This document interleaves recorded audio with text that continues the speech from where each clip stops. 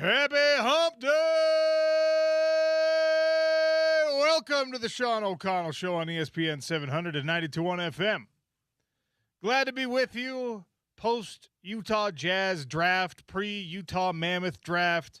We'll be talking about both today. Sarah Todd is going to swing by in a half hour. Adrian Denny at noon between the pipes early today. And Pablo Mastroeni to talk some World Cup.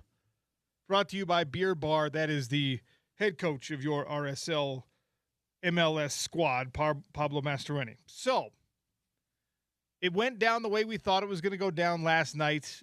Shout out to the Engine Room, by the way, 1388 South, 300 West. Really, really cool spot. A good amount of parking out in front of that mega Walmart, right? Just to the east of that.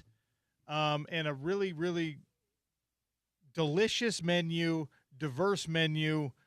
The building itself divided into a couple of different dining spaces. And Spence was talking about this last night with Smitty and Gordy and myself as we did our draft show. They've chopped it up so you can have a fine dining experience up front. It can be date night up front, a business dinner up front, whatever. In the back, fully fleshed out, beautiful sports bar. But the menu accessible on both sides.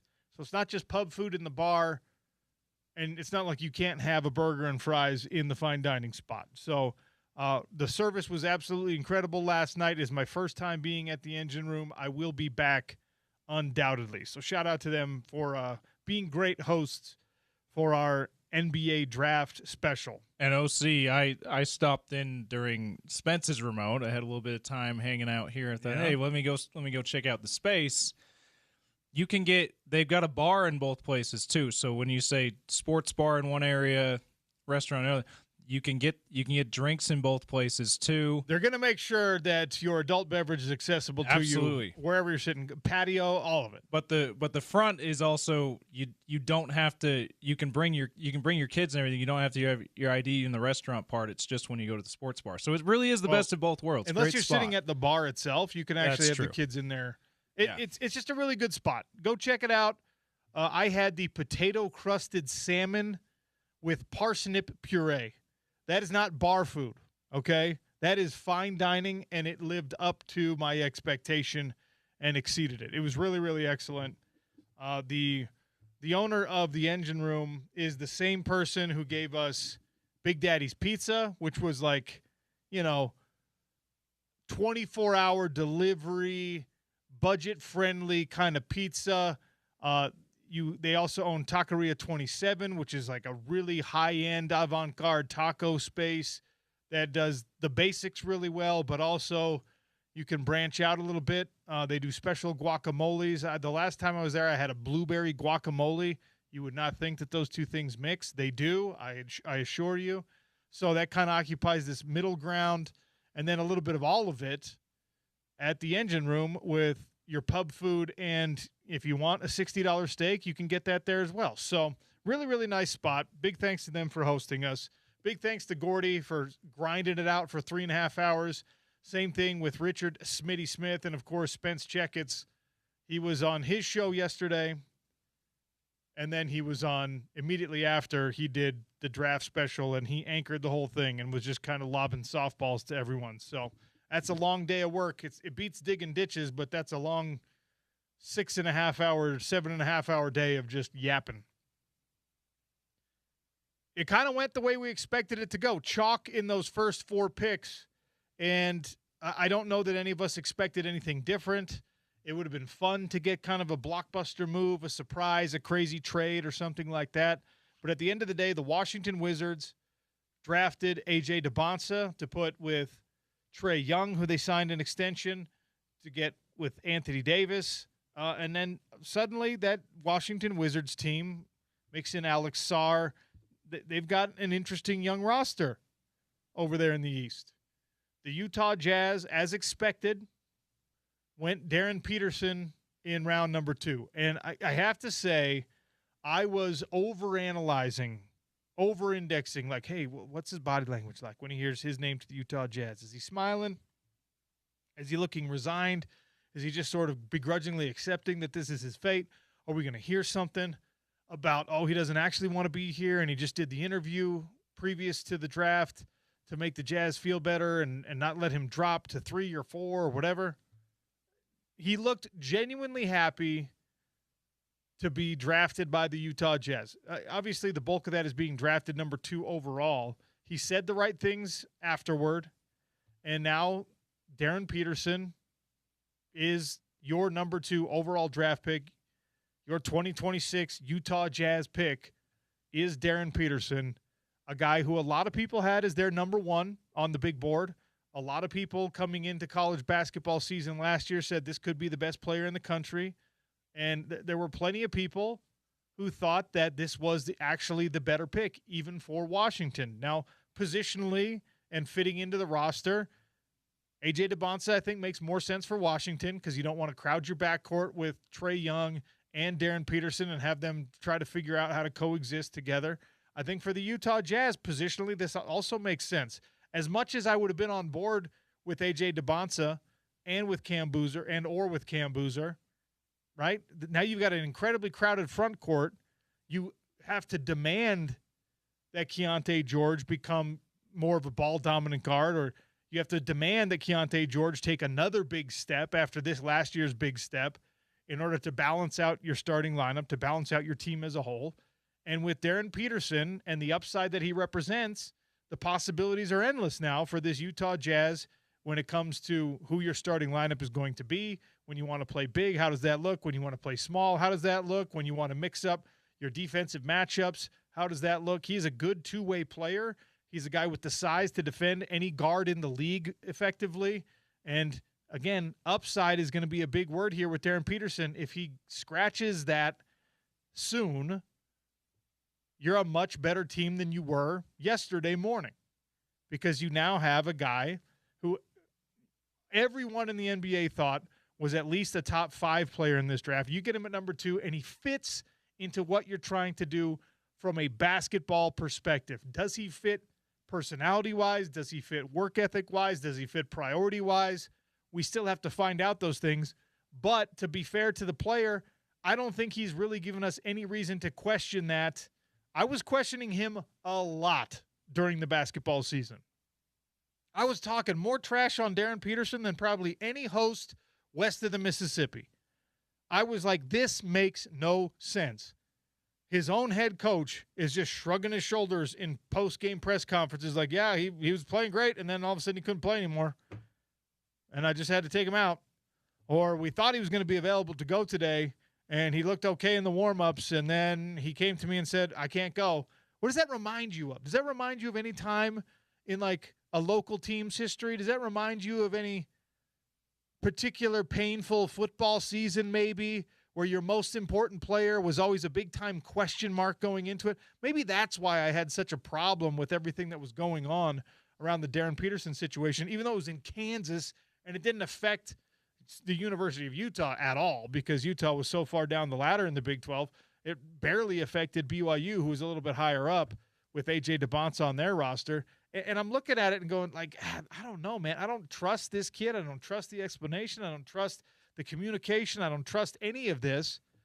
And then the pre-draft process, the Utah Jazz, much smarter people than me. The medical officers of the Utah Jazz, much smarter people than me.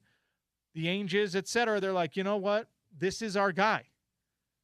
We checked every box we needed to check. We went through the entire due diligence process. We did have a face-to-face conversation with him. We flew to him to make sure we could have that conversation. They went to Ohio, it sounds like, to have that conversation, and they said, you know what? Good enough for me. And if it's good enough for them, far be it for me to pretend I'm more intelligent, especially on a basketball perspective. I think one thing, OC, that worked against Darren Peterson throughout the college basketball season and then in the pre-draft process from a PR standpoint was it was pretty underreported, or maybe it was reported well enough, but people like us didn't do a good enough job of amplifying the fact that he is just more of an introvert than most of your big franchise players you expect them to be, right? And I think that has, like I said, I think that worked against him during his college days because he would feel the things that's happening with his body, the cramping, whatever. He had the very traumatic incident where he had to go to the hospital, and after that, whenever he felt his body tighten up, he just said, "Nope, can't do it. Don't want to go through that again." PTSD type thing. Well, and the other thing about that is and maybe because he's an introvert, OC, just to finish the thought, he didn't really explain it all that well. I don't know. I think that's a very friendly, and that's where probably a Utah Jazz fan base has to net out on these things. I think he handled it poorly, but he's a college kid. He's a freshman in college. You're going to handle things poorly. There's a lack of maturity because he's a teenager still, too, yeah. The introvert-extrovert thing probably does have something to do with it. The other people, right, like him not being a good communicator, him not being able to, articulate for himself exactly why, fine. But his coach didn't even know. His college coach was like, I don't know. And if that is where the communication breakdown happens, to me, that was problematic. But I think that there's been an acknowledgement of that issue by the Darren Peterson camp, maybe by Darren himself. I also believe what I heard from several different people, that maybe he just he never wanted to be a college basketball player. He just wasn't into it. Yeah. He, like many other people, thought it was stupid that he had to spend 1 year and not even a full year in Lawrence and just be like, yeah, I'm going to pretend like that this is important to me. I think that there's an issue with that. I think that the NBA, it's not really sensical for that requirement to exist anymore. Got to be 1 year removed from high school, because look at all the different mechanisms players use now. They go to these weird prep academy schools that are just kind of like this hinterland between college and pro sports. Overtime elite, the Thompson brothers, that was like we didn't want to play college, so we played in this in-between pro league that high school players played into. Which we weirdly, I rubbed elbows with all of that because we did some PFL events in their arena in Atlanta, like their headquarters in Atlanta.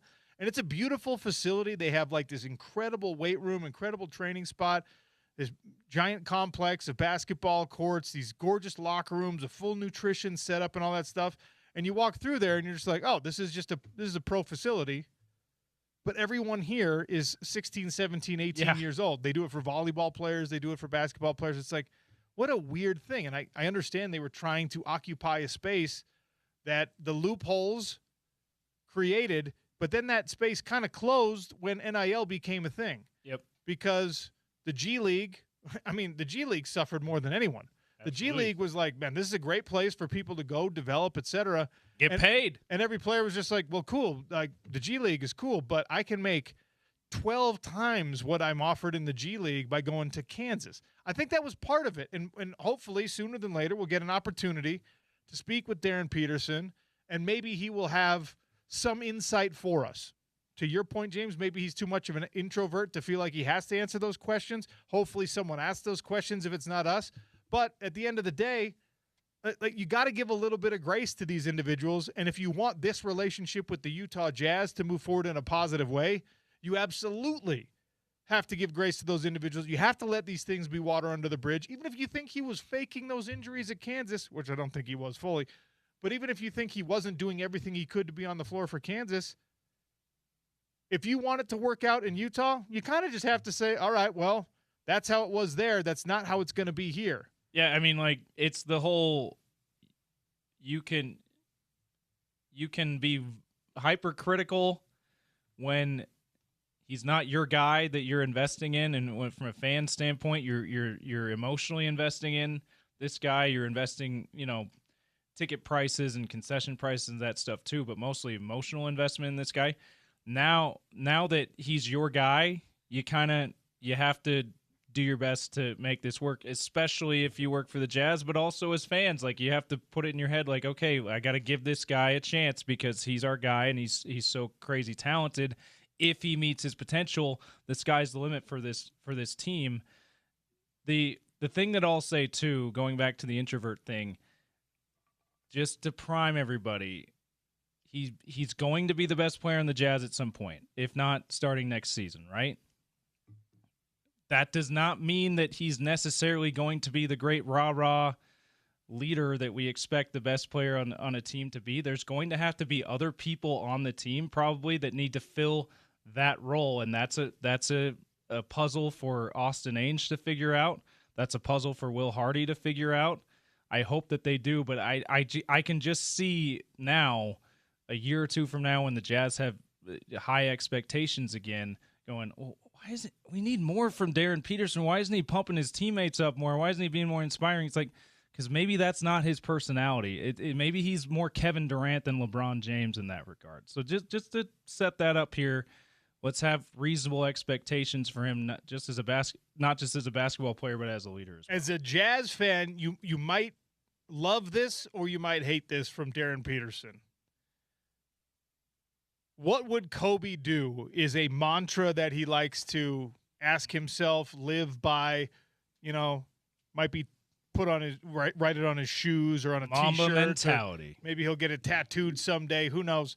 What would Kobe do is something that in a lot of cases, Utah Jazz fans are like, I don't want to hear that.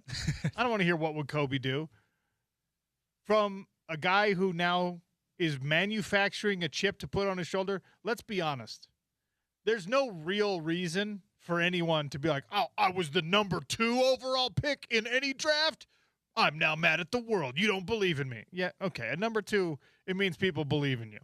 You just aren't 6'9.5" like the other guy, okay, like the number 1 guy.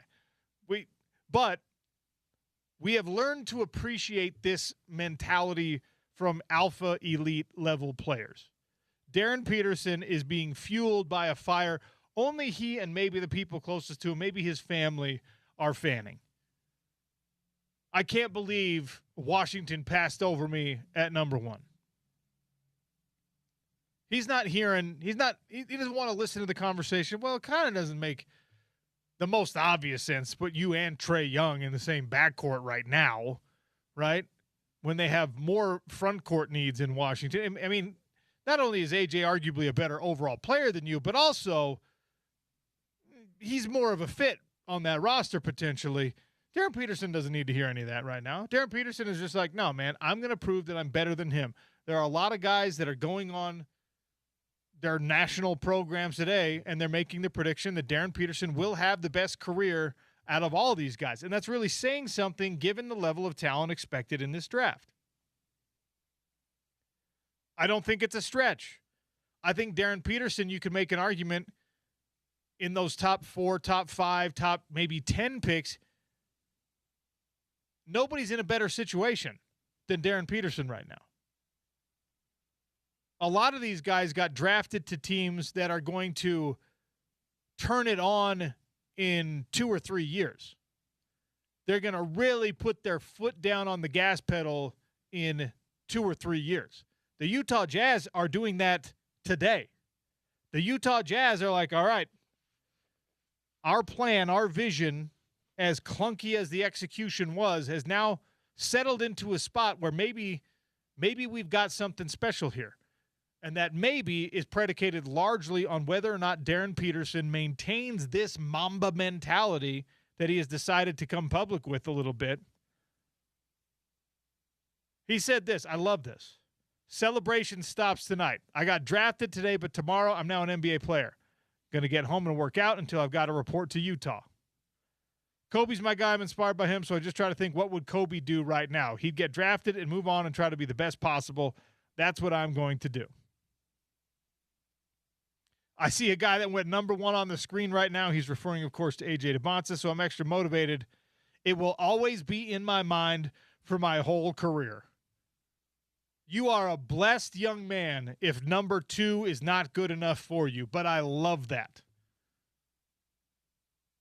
If this is someone in your life, if this is your sister, if this is your boss, if this is whatever, you're going, gosh, relax, man. The $10 million contract is great. It's good enough. The number 2 position is great. It's good enough. We can make an argument that you're actually in a better spot. But from your pro athletes, this is the mentality you want. No, that's not good enough. I am not happy. I am not satisfied. I am not okay with that. I love that from Darren Peterson. Austin Ainge last night said they expect to see him in Summer League, so the celebration for the Utah Jazz fans, or maybe you don't feel celebratory. Maybe this pick happens to some chagrin. Maybe I kind of moved past this spot mentally, but when the draft order was determined in the lottery, I was like, man, the Jazz are going to end up picking the one of the top three guys that doesn't really make a lot of intuitive sense in Utah from a knowledge, background, cultural basis standpoint. He might be the only one. I'm like, that's the one you're going to get. And by the way, I'll try to make this the last time I say it. I'll try to make this the last time I talk about it. But there will always be a part of me that wonders how hard this was for Ryan Smith to keep his hands off.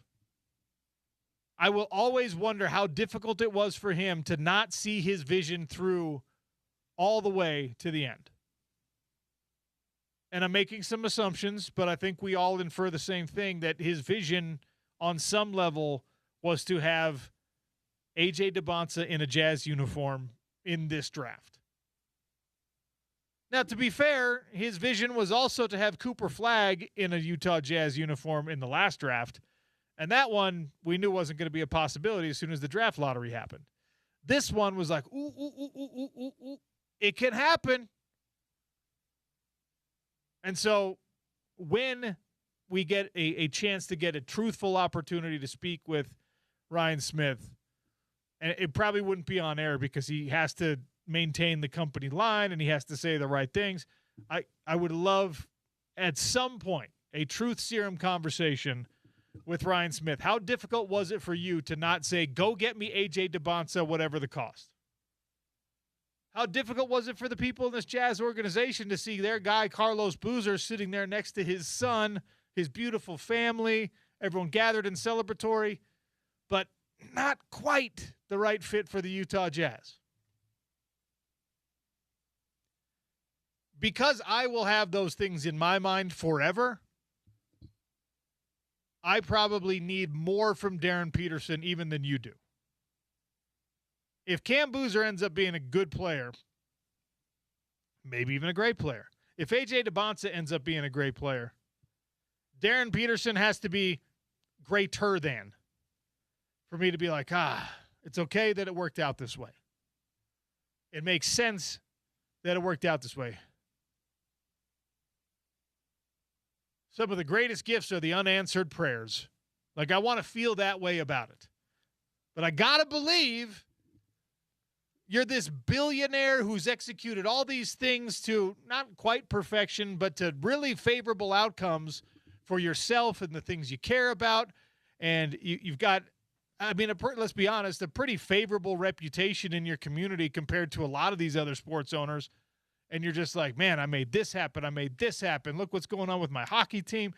I'm building this world-class facility down at the Southtown Mall that's going to be a medical center. It's going to be a Jazz practice facility. We've already got the Mammoth thing up and running. People are happy that we've got an infrastructure being developed around youth sports, partially because of me. My alma mater is really, really good right now in football, which I kind of care about, but in basketball, which I really, really care about. We just produced the number 1 pick, and I have the number 2 pick. I really want to know.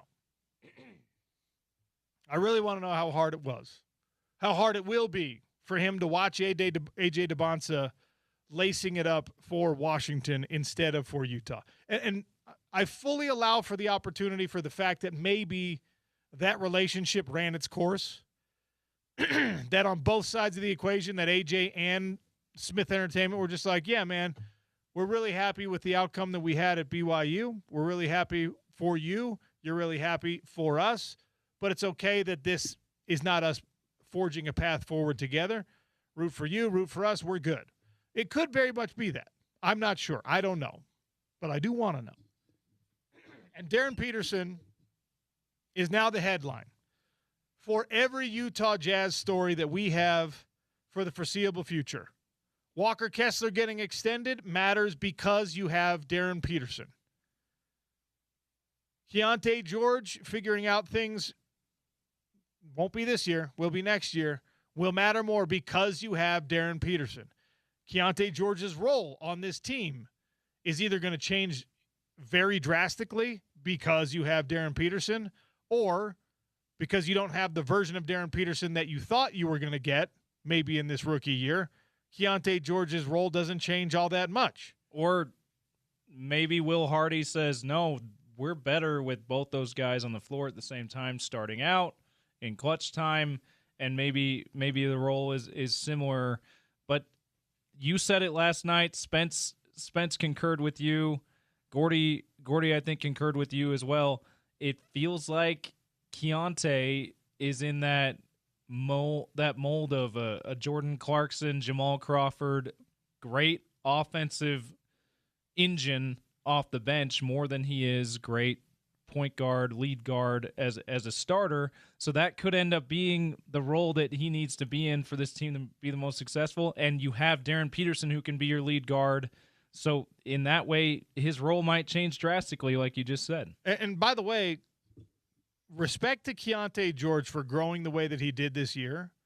And it's probably uncomfortable, unfortunate. Maybe it's maddening for him that because of some rookie that we don't know what he looks like at the NBA level, now people are just like, aha, I've decided that Keontae George's role is going to be a diminished one or is going to be a different one. Because this guy who hasn't played a minute of NBA basketball is way better than him already. If I'm Keontae George, it would drive me absolutely up a wall to tune in to the Sean O'Connell Show or the Drive with Spence Checketts and hear a bunch of like unathletic white dudes talking about how in an ideal situation, I am not your lead guard. I'm going like, what are you talking about? I averaged 24 points for you. We know, Key, you were tuning into the NBA draft show last night when they said that too. I mean, it would be, and this is why like the Mamba mentality, the Kobe thing matters, not just for these, like not for Darren Peterson, not just for Kobe, not for Michael Jordan on The Last Dance. Every player's got to have a little bit of this in them.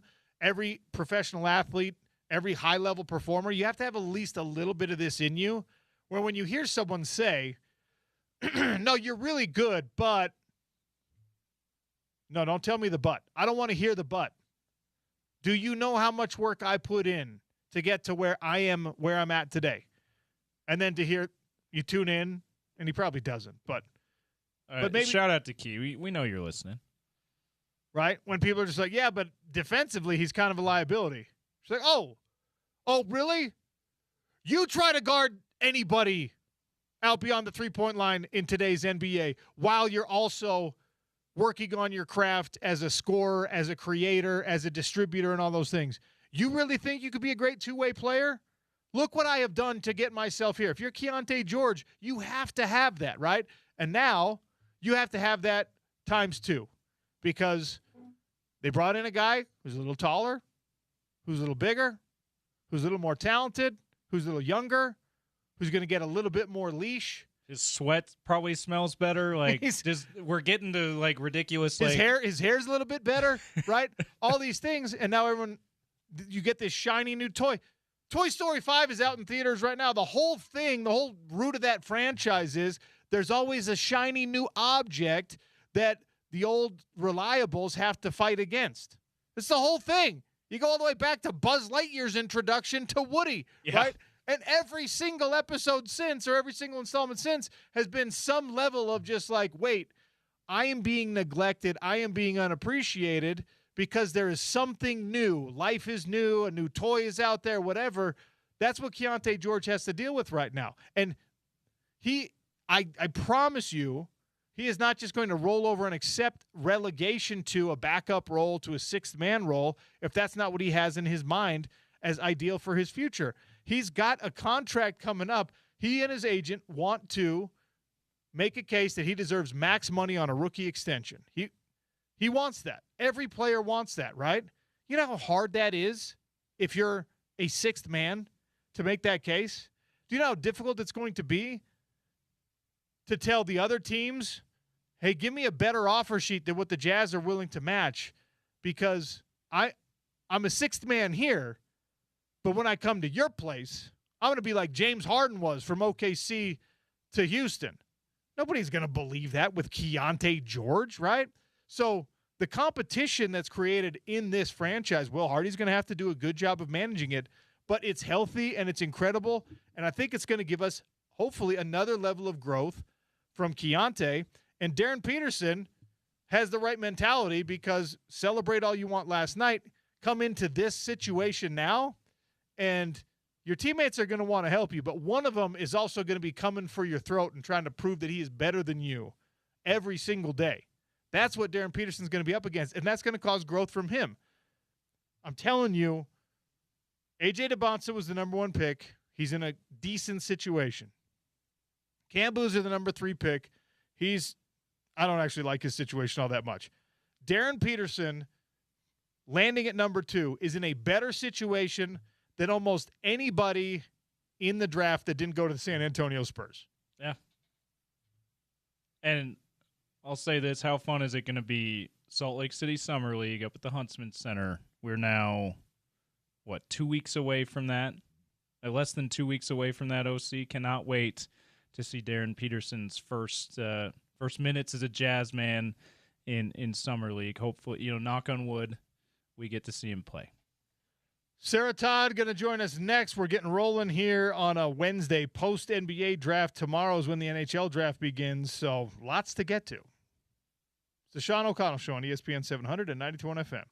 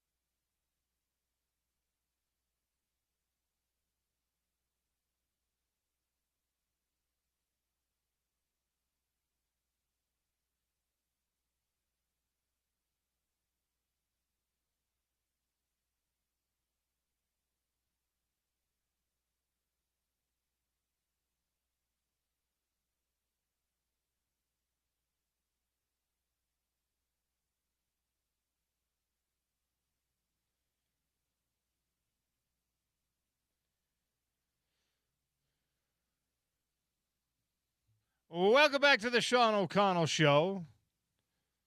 Welcome in Sarah Todd, NBA and Jazz insider over at the Des News, at NBA Sarah on the old tweet machine. Sarah, welcome back to the show. How are you? I'm doing great. A lot of excitement from everything that happened yesterday. I'm exhausted because I stepped off of a flight from Europe and basically went straight over to the Jazz facility for draft night. So I was exhausted yesterday, but I will get through the jet lag this week. Europe for business or pleasure? Yes. Okay. Me and my husband took both of our moms on a kind of a European vacation, and we wrapped it around the fact that he had a work conference in Budapest, and so we ended the trip in Budapest, and he was there for work, but for the rest of us, it was for pleasure.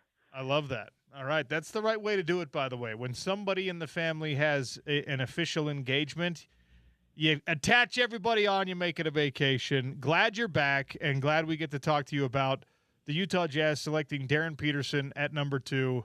After a lot of wonder, worry, hand-wringing speculation, it ends up being kind of the most predictable outcome in the top 4-ish of this NBA draft. But most important is the Utah Jazz get the guy from Kansas who we were not so sure wanted to be in Utah.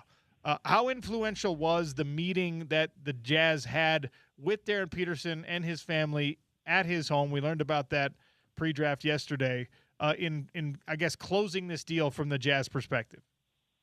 Yeah, I think the Jazz went into the situation knowing that Darren was the guy that they wanted, and the trip kind of served two purposes, right? It was one, let's go and make sure that he's definitely the kind of person that we want. Like, let's get to know him a little better. Let's, we've got him checked as he's the guy we want, but let's just solidify it and make sure.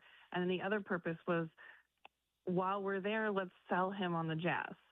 And it was a really big deal. I mean, it wasn't like they hadn't been in communication.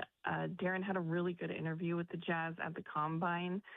And it wasn't like Darren wasn't thinking, oh, I don't want to play for any certain team. It was just that, there was a chance of him being the number 1 pick too. And so when you meet with the team that has the number 1 pick and there's a possibility, it wasn't strange that him or AJ weren't really working out as the top picks.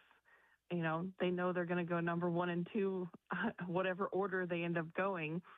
But that trip to Canton, Ohio was really important because you had the entire, basically, Jazz brain trust. You had Austin Ainge, Avery Bradley, Danny Ainge, Justin Zanuck, and all of them were like, the gesture of being like, don't worry, like, we're going to come to you. We want to come to your hometown where you're comfortable. It's on your turf.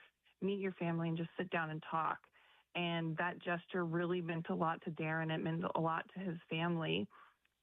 And they totally used it as a sales pitch opportunity. The Jazz, Austin Ainge went in there and he was ready to tell them, like, look at how many sellouts we've had. Look at the fans that show up when the Jazz have been, tanking and rebuilding. Look at how many people show up and how many people are excited that you could potentially be there with them. And this is how we're going to use you. This is what we see for the future. We're ready to win games right now. It's not like, you're a top lottery pick going to a team that's still going to be, rebuilding for a couple of years. We're ready to go now. Let's win some games. And it all meant a lot to Darren and to his family, and it got him really excited about it. And so he seemed really, really excited and kind of itching to get here when I talked to him last night. Part of that answer was one of the most intriguing things about all this for me. How are we going to use you? What do we know about the Jazz vision for how to use Darren Peterson, especially in this rookie year, what it means for Keontae George and the other guys in that backcourt? What do you think is going to happen with that? Yeah, I mean, I think as far as starting lineups and closing lineups, that sort of thing, I think that remains to be seen. But there's little context clues that we can pick up from some of the things that Austin Ainge said yesterday and from a couple of things that Darren Peterson said last night. Darren specifically said one of the things that he said about the Jazz is that he was really excited to play with Keontae because he thought that they could have one of the most dynamic backcourts in the league with both of them on the floor. And so to me, that says that that's something that has been talked about with him so far. And I mean, I think that that's true, right? Like, whether we know that we've seen Keontae grow on the ball and that he's become a much better distributor and a much more careful player over the last year and a half, 2 years. And we know that Darren is great with the ball in his hands.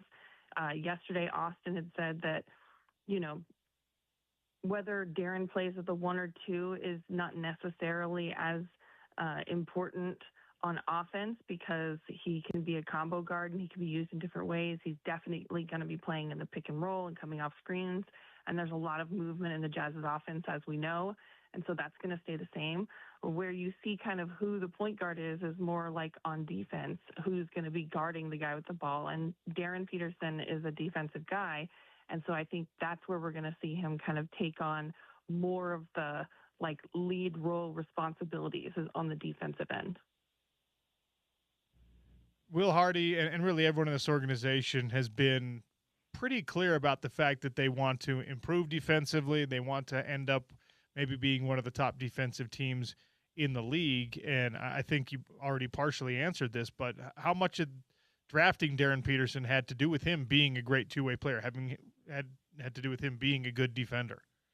Yeah, I mean, frankly, I think that we would all kind of be rolling our eyes and kind of, you know, looking a little sideways if the Jazz were to go get another player who kind of didn't have a defensive profile, right? Like if you bring in another guard or a wing who can't play defense, then that would be a big problem. And yes, the Jazz want to be better defensively and they want to be a good defensive team, but my God, that's a long way away from what we've seen the last few years. And so Darren Peterson is not going to fix things all on his own.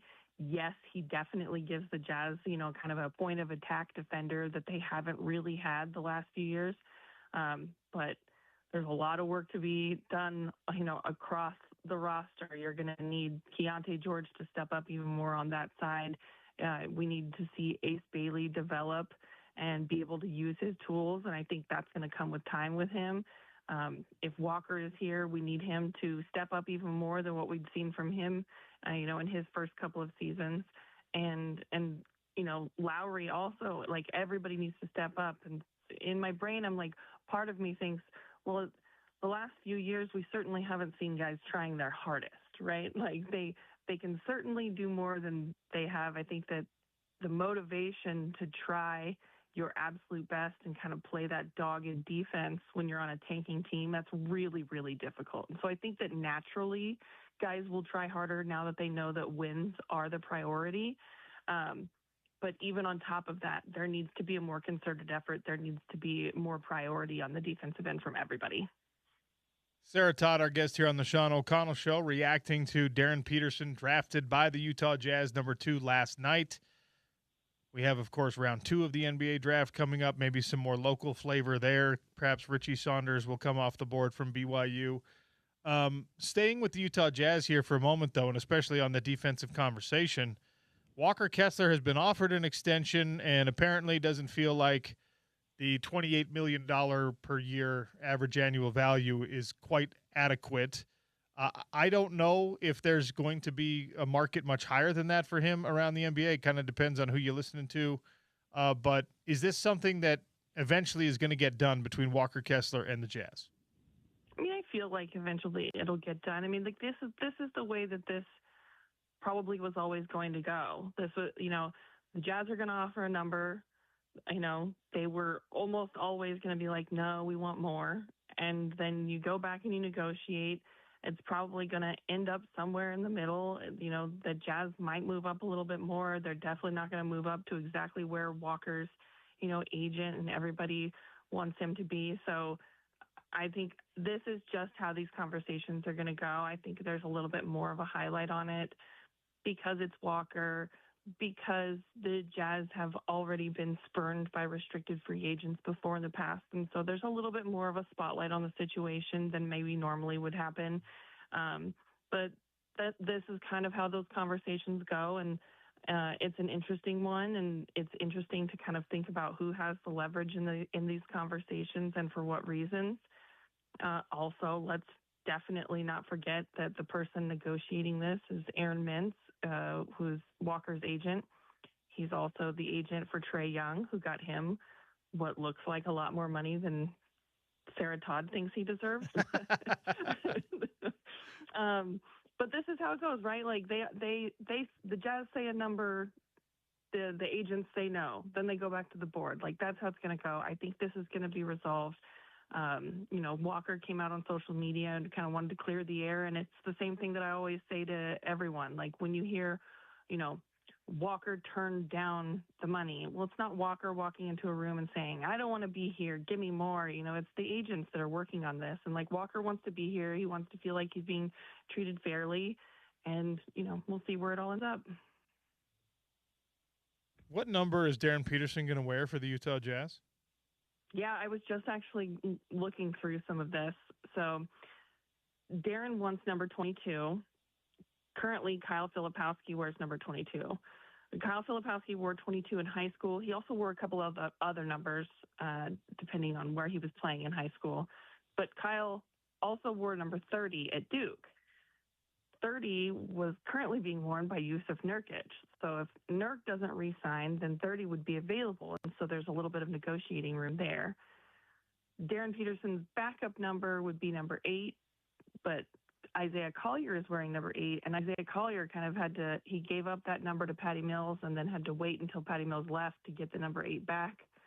But I feel like there's probably a negotiation that can happen that could lead to Darren wearing 22. Interesting. He's a big Kobe guy. Why is 24 not an option for him? I think that a lot of Kobe people kind of more associate the 8 with him than the 24. That seems like, I see more 8 Kobe jerseys than I do anything else. I know that Darren just got a Kobe tattoo. I haven't seen the tattoo, and so I'm wondering, like, is the Kobe tattoo with him in an 8 jersey? And so maybe that just feels more significant. That's kind of just playing in my mind, like maybe that's why the 8 is there. But I think this happens all the time in the NBA when new guys show up to a team. There are negotiations of all sorts that happen, whether it's offering money, offering other things, and so I think that you can probably get something ironed out between Darren and Filipowski. Darren also signed a big endorsement deal, an extension with Adidas. He's going to get his own shoe, it looks like. Do we have any insight as to how involved he will be with that process? I'm not sure exactly how involved he's going to be with the process. I think that a lot of times, like with these shoe deals, like the being involved in the creative process usually is just about how involved the player wants to be, right? If they have a big enough profile and like a big enough name, and Darren Peterson, for all intents and purposes was, a number 1 prospect. And so that's a huge profile, and he's going to, get a signature shoe. That makes a lot of sense, I think, from my point of view. But if he wants to just say like, oh yeah, check on a piece of paper when they kind of show him options and colorways and say like, yeah, I like that. Or no, I want this color over here. Can we switch that? It could be as simple as that, and like saying yes to something when it's presented in front of him. And it could also be, involved with him saying what types of colors he wants, or, kind of the profile of the shoe and how it looks. But I think that really depends on how much the player wants to be involved and how creative they are. And I don't really know that much about Darren Peterson's creativity at this point, so we'll see. Unfair question time. What do we need to get out of Darren Peterson in the next, I'll say 3 years, for us to look back and say, all right, he was justified at number 2? Yeah, that's, because I think when we go into the draft, right, like there's all of these really, really high expectations and feelings. Like you want the guy who was going to go number 1 or number 2. You want them to be a future multi-time All-Star with MVP potential, right? Like that's all kind of ceiling talk. And what makes a lot of sense is, I mean, if he were to get anywhere near All-Star level, then absolutely 100% success, great pick, good job. But I think that if you have just a efficient and really important starter who is impactful and helps winning, then that is what you paid for. That's what you tanked for. That's why you wanted him. That's what you want to get out of him. And so obviously kind of the sky is the limit things that you look towards, the possible MVP, the possible multi-time All-Star stuff. Like, yes, all of that would be great, but what you really, really are wanting from a top guy is just that they help you win. And now it is time to win for this Utah Jazz basketball team. What a special season is coming here, Sarah, where you're actually going to be covering a team that's trying to win basketball games. I can't believe it. Honestly, I'll believe it when I see it. The years have blended together. So, OC, I'll give me some winning basketball to watch. I will take it. Well, we all look forward to it. Appreciate your coverage on all this stuff. Appreciate your time today. Get some rest and get rid of that jet lag, and we'll chat again soon, all right? Thanks a lot. Talk soon. Sarah Todd over at the Deseret News at NBA Sarah on Twitter. Darren Peterson, number 2 to the Utah Jazz. And you know what? I want to talk about this shoe deal. It's the Sean O'Connell Show on ESPN 700 and 92.1 FM.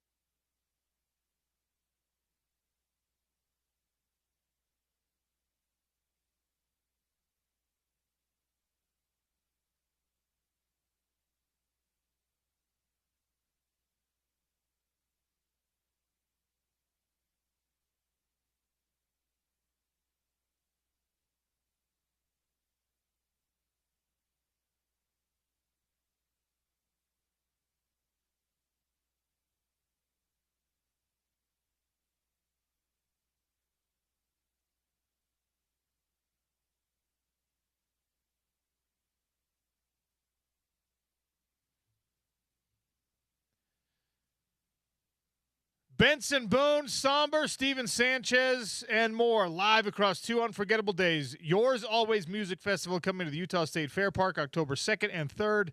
Tickets are available now, and you can see the full lineup at yoursalwayslc.com. Don't let the fun stuff get lost as you're sweating it out and wringing hands about, did we pick the right guy? I wish we had AJ DeBonsa. I would have gone Cam Boozer. I really like Darren Peterson, but he's going to like Utah. Here's a fun storyline for you. Darren Peterson, concurrent with his number 2 position in the NBA draft last night, signs an extension with Adidas. Famously, he became one of the first high school athletes with a real NIL deal. He signed with Adidas in high school. He extended that through his freshman year at Kansas. And now he signs what is reported to be, we don't have exact numbers yet, but they're saying this will be a top 5 most lucrative rookie shoe deal in NBA history.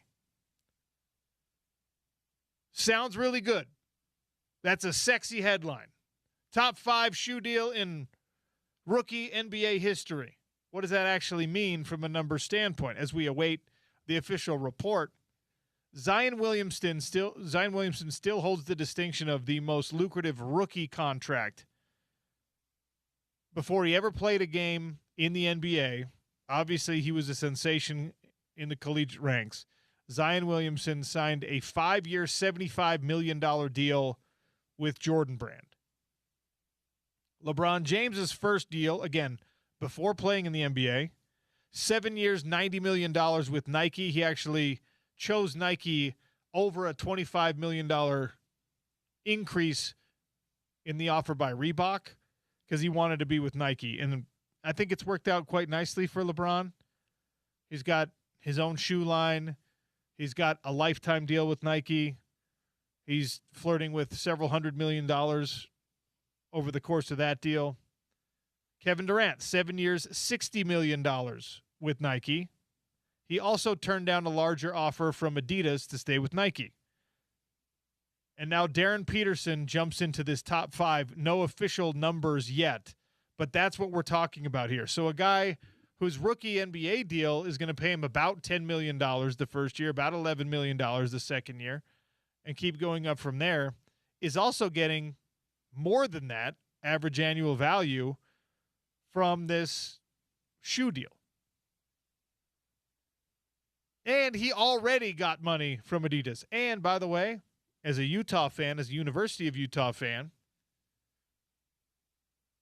this means that whatever Darren Peterson shoes, they can come in a University of Utah colorway, and you can wear them to Rice-Eccles Stadium and have it match the whole thing. Because we're all going to have to get used to wearing the 3 stripes if and when they become Utah's official apparel partner. Red and white, not bad. I didn't like the mock-ups, the first mock-ups that we saw of Utah potential Adidas. They looked too Nebraska for me. I feel like, were those official mock-ups, No. or was that a guy doing AI design or whatever? Correct. That's what I thought it was. Okay. But, like, Still not great. and look, we're not going to get any official mock-ups for 9 months because the Under Armour deal goes through next summer. Yeah, so it when goes the last through the next baseball when season. the last baseball game is played, or softball, whatever. or whatever it is, whoever gets further, that's when we're going to be like, okay, this is what Utah might look like in Adidas. Yeah, and the one thing, I don't know if you saw, you scrolled down a little bit because someone in that tweet that you sent out, hey, what do you think of these Utah fans? The first one he showed that this guy made had the different color collar compared to the rest of the jersey, which I didn't love. I liked the red collar on the black jersey. I didn't really like the other ones. He changed it because someone said, I would prefer if the collars were the same colors as the rest of the jersey. So here you go. That looked a lot better. I think it changed the Nebraska. Other people said they're a little too Rutgers for me, and I saw that too. I think that having the same color collar worked a little bit better on those on that guy's mock-ups there. But yeah, I still hope that they look better than either of those two versions. We'll see. Darren Peterson, I hope that you have some level of creative control here with Adidas. Desperately, we need a signature shoe that's cool. Yeah. Jordan brand has been out for a long time, right? Jordan makes a bunch of great ones. None of the newer models are great. The LeBrons are very, very hit and miss. There's some awesome ones. Most of them kind of suck. I think the same is true of Kobe's. I'm not a big Kobe's guy. I know a lot of people are.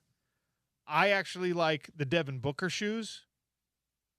I think he's got some great style. They've done some great collabs on the books. Dame Lillard's are pretty good too, right? Lillard's are cool.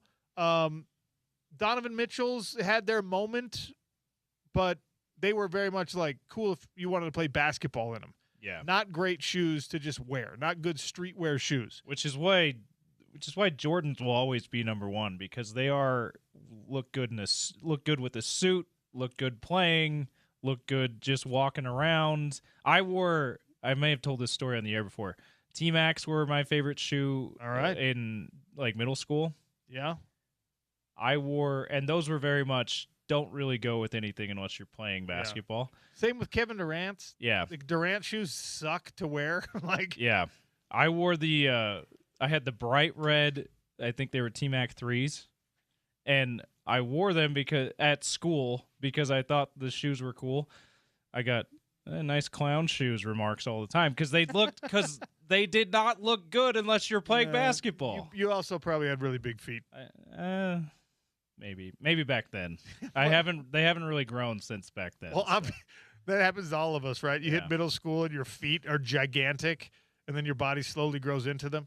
So yeah, you're right. Like the best basketball shoe looks good with anything you're wearing. We need that. All right? That's going to be if he could make this happen to where there's a great Adidas streetwear shoe out of this deal, I give you like an extra 5% on your field goal percentage. As a player, I'm going to like you better if you give us a great shoe. All right. There's a problem that exists right now in this Salt Lake Valley, right? We have like a summertime smoke inversion. All this heat is being trapped in by the fires, by the smoke from the fires.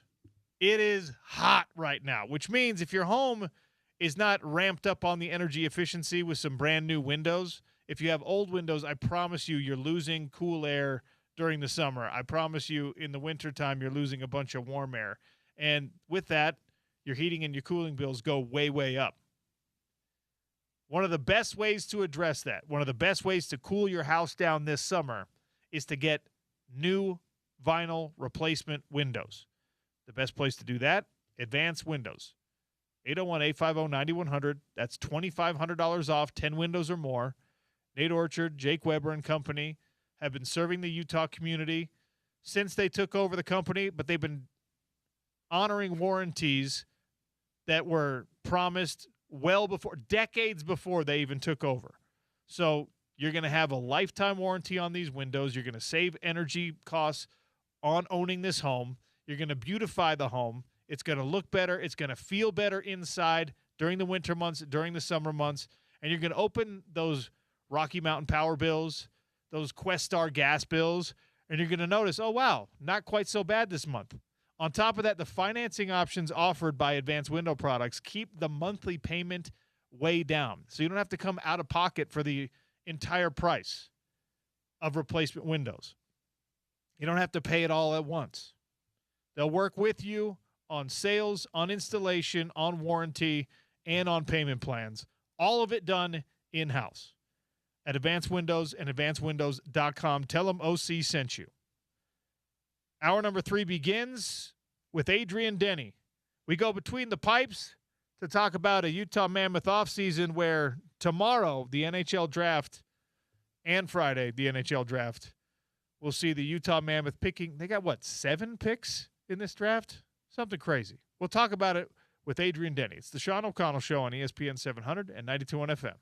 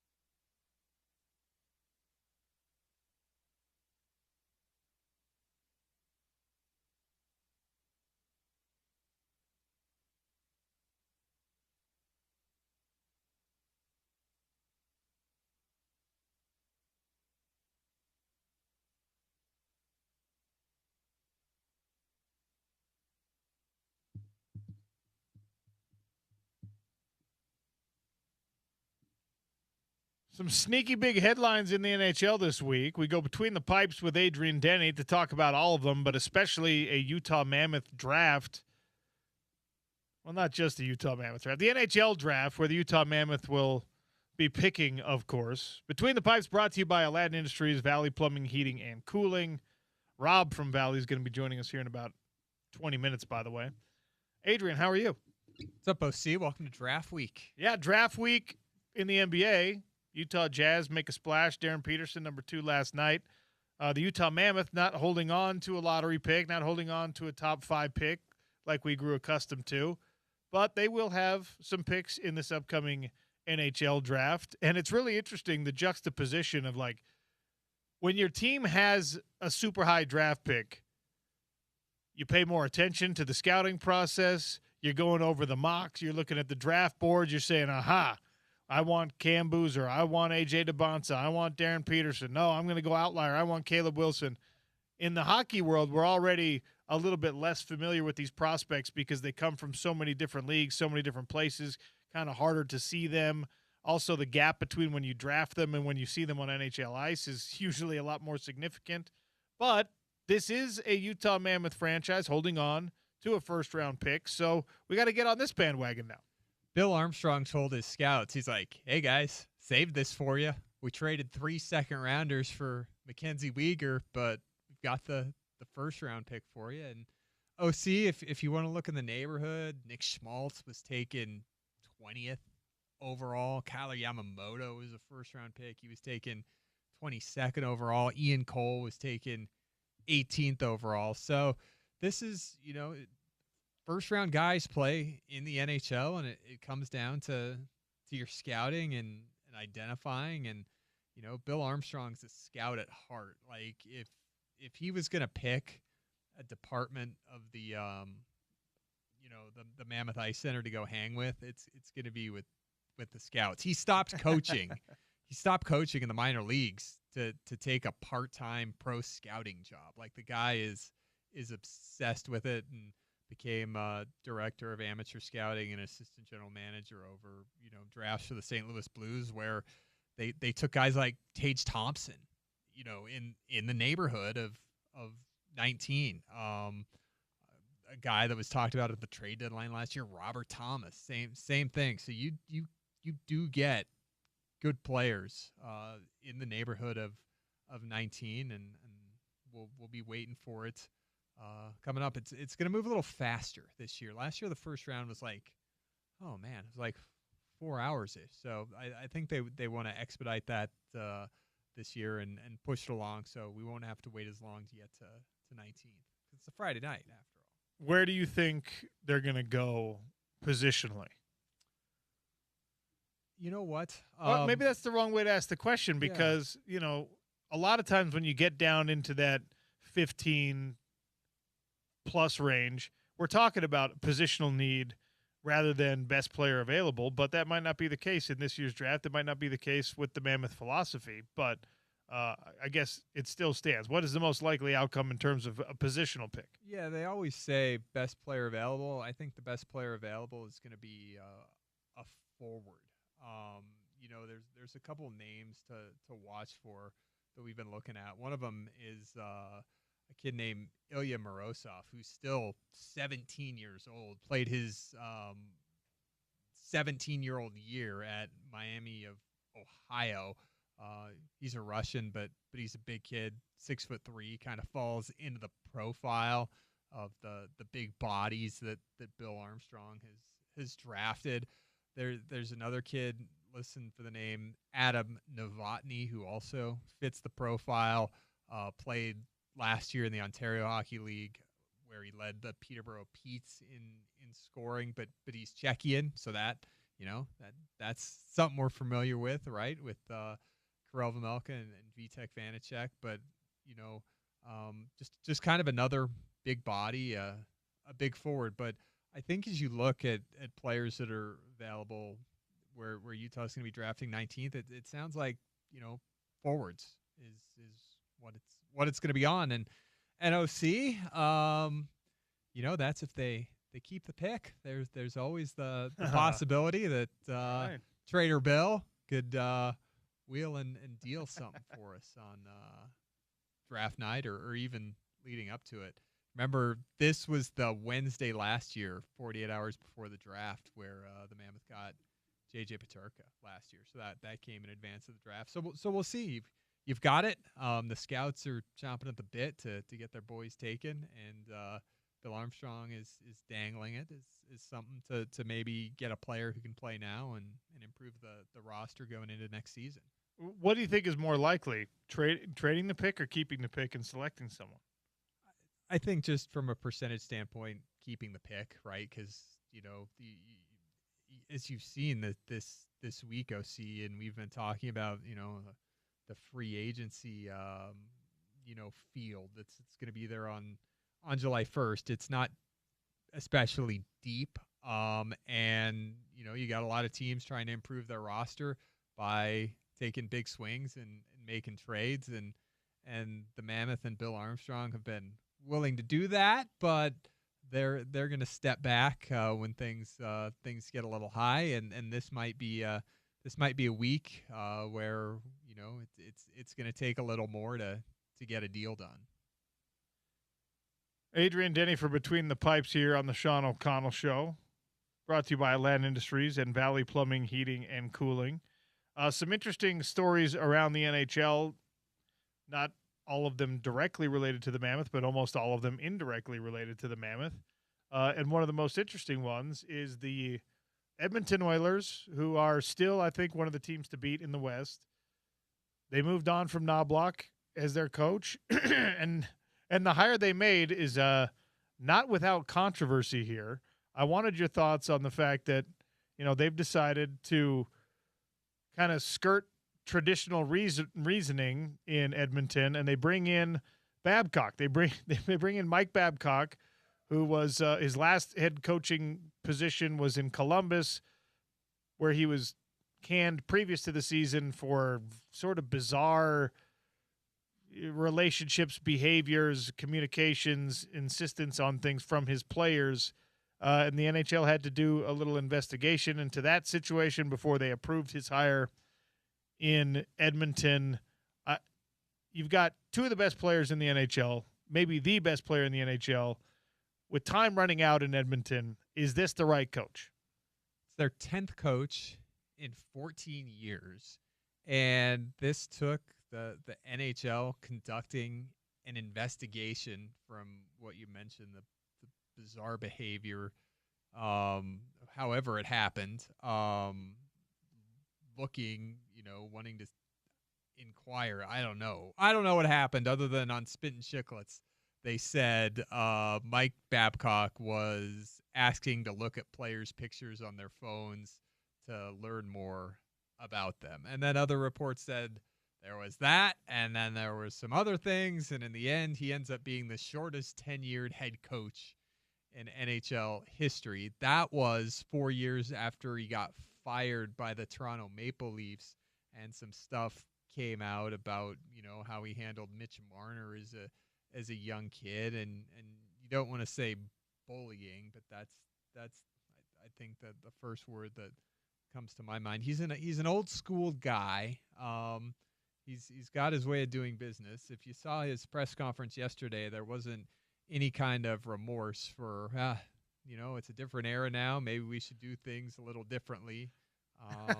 There wasn't wasn't really any of that. It was, well, my wife told me that boy, this let's get out of here. Yeah, let's go back to retirement. And then he kind of threw the staff under the bus. He's like, it was clear our staff wasn't in alignment.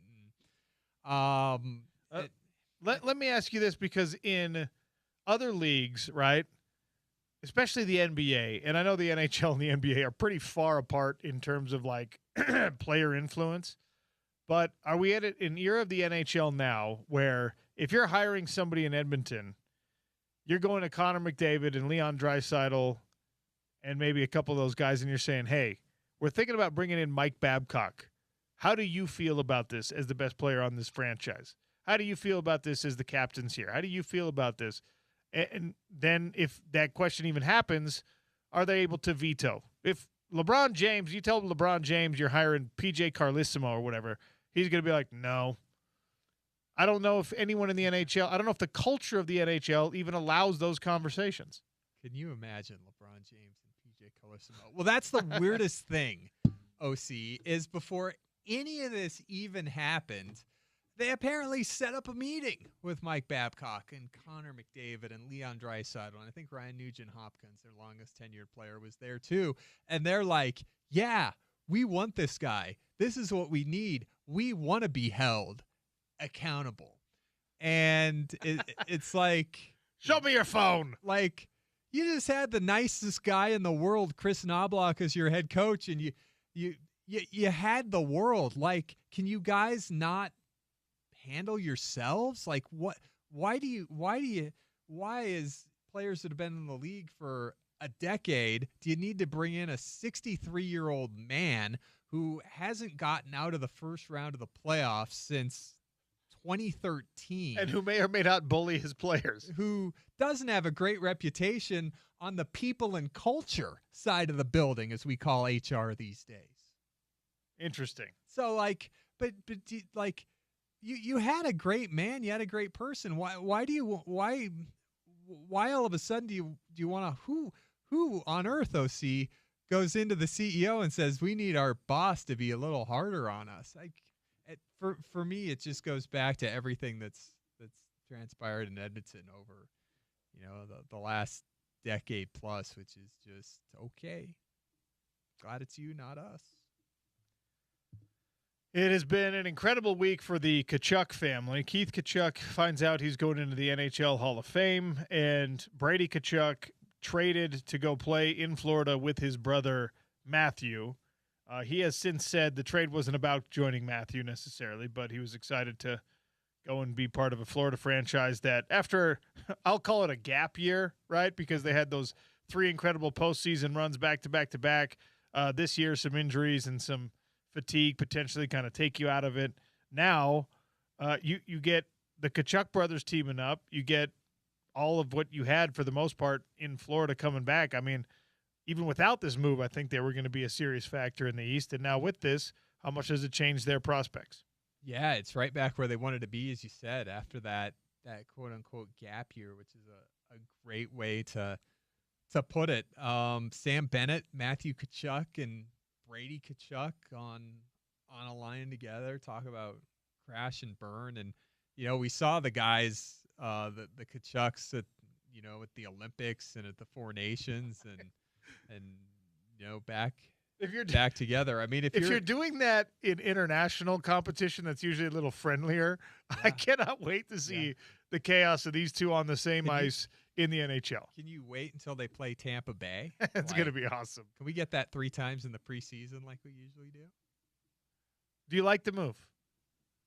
I love it for Florida. I mean, you're not going to not do it.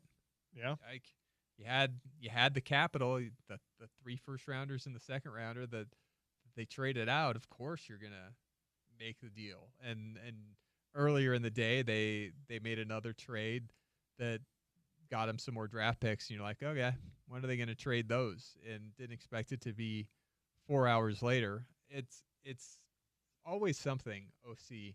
And, for a general manager, it's a tough situation to be in when you have a guy like Quinn Hughes and a guy like Brady Tkachuk and a guy like Dylan Larkin in Detroit that's like, I don't want to be here. And it's as a GM, you got the responsibility to answer to ownership and answer to your fans. Was this the best possible move at the best possible time that you could have made? And you've heard that after coming back from the Olympics, it was kind of a different ball game for Brady Tkachuk, who was the captain of Ottawa, in their locker room, kind of a different vibe. And he had 2 years left on his deal, and they felt like, I guess, with the noise that there was, last 2 months with him going on their podcast that him and his brother do, and some stuff was said, and their dad was involved.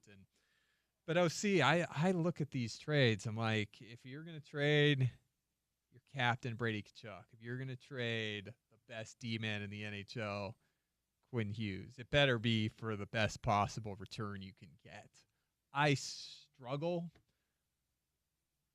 with 3 first-rounders and a second round for your franchise player, saying you couldn't have done a little better than that. And I know he gave him the 4-team list that he could be traded to because he had the no trade clause, and comes out Florida's the only team he wanted to go to. But for heaven's sakes, like you couldn't pull a player from Florida. Like I think Vancouver did okay in the Quinn Hughes deal, and Steve Yzerman in Detroit with Dylan Larkin, same thing, wanting to be traded. It's going to be a little tougher. Like I just the power of negotiation and the time that you have.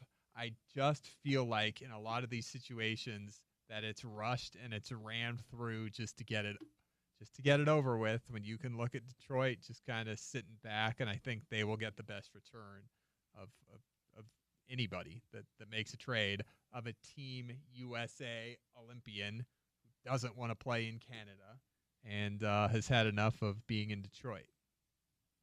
Last thing before I let you go, the NHL exploring expansion again. Austin and Houston, apparently the target markets for it. More the merrier. I love it. I don't know how you're going to divide up. Someone's got to move, right, from west to east or east to west. So that'd give you 33 teams. So you're putting one. I mean, so maybe one or the other. 17, and then maybe Atlanta is ready to go by then. Gary Bettman saying yesterday Atlanta and Arizona were not quite as far along in the process as Houston and Austin, and maybe by the time you get to the point that you're ready to add that, maybe they are. So that brings you to 34, which would be the most of any major pro league. That's right. Austin is kind of a growing metropolis, cool town. Houston, I don't see hockey working in Houston. I know that people probably didn't see hockey working in Salt Lake, but Houston's got a lot of options already. I like how they're pitting the two cities against each other with the same ownership group. Have we ever seen that before? Like, somebody's feelings are going to be hurt here, especially if it's Houston, who's been kind of, the next expansion team for the last 5 years. And Austin comes out of nowhere. Gary Bettman said, we're talking about Houston, and then we started talking about Austin. So, they've got MLS, they've got the University of Texas. It's booming. Like, all of Texas, I think, is booming as far as population growth. But a lot of transplants in Austin, probably more so than Houston. But it'll be interesting to see how they come up with this. But pitting the two markets together with the same owner is not something we've seen before. I think Austin, it makes more sense because, like you said, transplants. There's a lot of new people in Austin. There's a lot of development in Austin. And when you're asking for a new franchise, a totally expansion franchise, right, it's a lot easier if you're also new, right, to jump on that bandwagon together. So I like it. I've been at Minute Maid Park, Enron Field, whatever their naming rights partner is today. Can't tell you off the top of my head, but I was there, man, several times when the Astros were rebuilding. 2009 through 2010, there wasn't a lot of people there. And I remember, when the Rockets have struggled, remember back at the old Summit with the red and yellow seats? Wow. And the Jazz would go in there, and if the Rockets weren't, cranking with Kenny Smith and Hakeem the Dream, like, there was a lot of red and yellow showing. Kind of reminds you of Atlanta, honestly, as we talk it out. But those are kind of my memories of a team in Houston isn't quite, laying it down.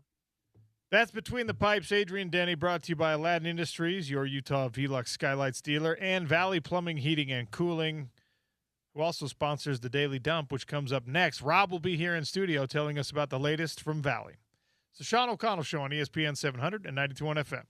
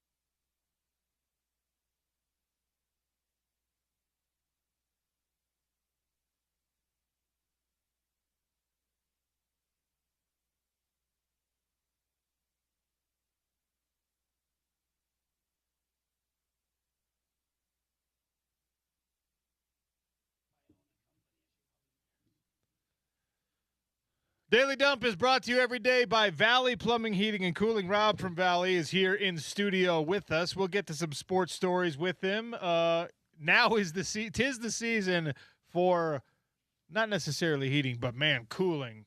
Oh, I'm dealing with it in my house. I know that other listeners out here, this heat wave, you got the smoke holding in all this hot air. Yeah. And by the way, your filters are clogging up like crazy when you're pumping this dirty air into your house. So lots to talk about on the cooling front. Rob, how are you? I'm doing fantastic. How you doing? Doing all right. Good. Yeah, it's crazy right now, isn't it? With all the stuff in the air and hot and muggy. Yeah, it's odd. And I was telling you this during the break. We got a regular home, regular air conditioner. It's always done a good job. We got a lot of windows in the house. So, in the hottest of hot days, you got to make sure all the blinds are down and things like that so your air conditioner can keep up. And my wife and I were talking, and we're noticing, like, either the air conditioner's not working quite as efficiently as it was last year, but, like, we're running it all day, and you set it at, 72 in the house, and you look at it, it's like, oh, can't keep up. We're at 74. We're at 75. And I'm like, I wonder why this is happening. I cleaned the filter. I made sure the vents are open. But, yeah, you're the expert. It happens, and a lot of things can happen. Obviously, the filter is the number one thing. Make sure that filter's in good shape. There is different ratings of filters, so make sure that you're keeping with the same kind and make sure that's clean. But regardless of the filter, your system can get dirty, even through the filter, even with replacing it. That's why we do the cleanings every year. We go out twice a year and make sure everything's clean. If that fan that's pushing all that cold air, if it's building up with a lot of dust and grime and stuff like that, that's all over your house, it's pumping harder and harder and harder and pushing less and less air. So that's why one of the reasons why it's so important to check that. While we're checking it and while we're cleaning it, we're checking refrigerant levels, things like that. Because if your refrigerant level's low, you're not going to cool as well as you should.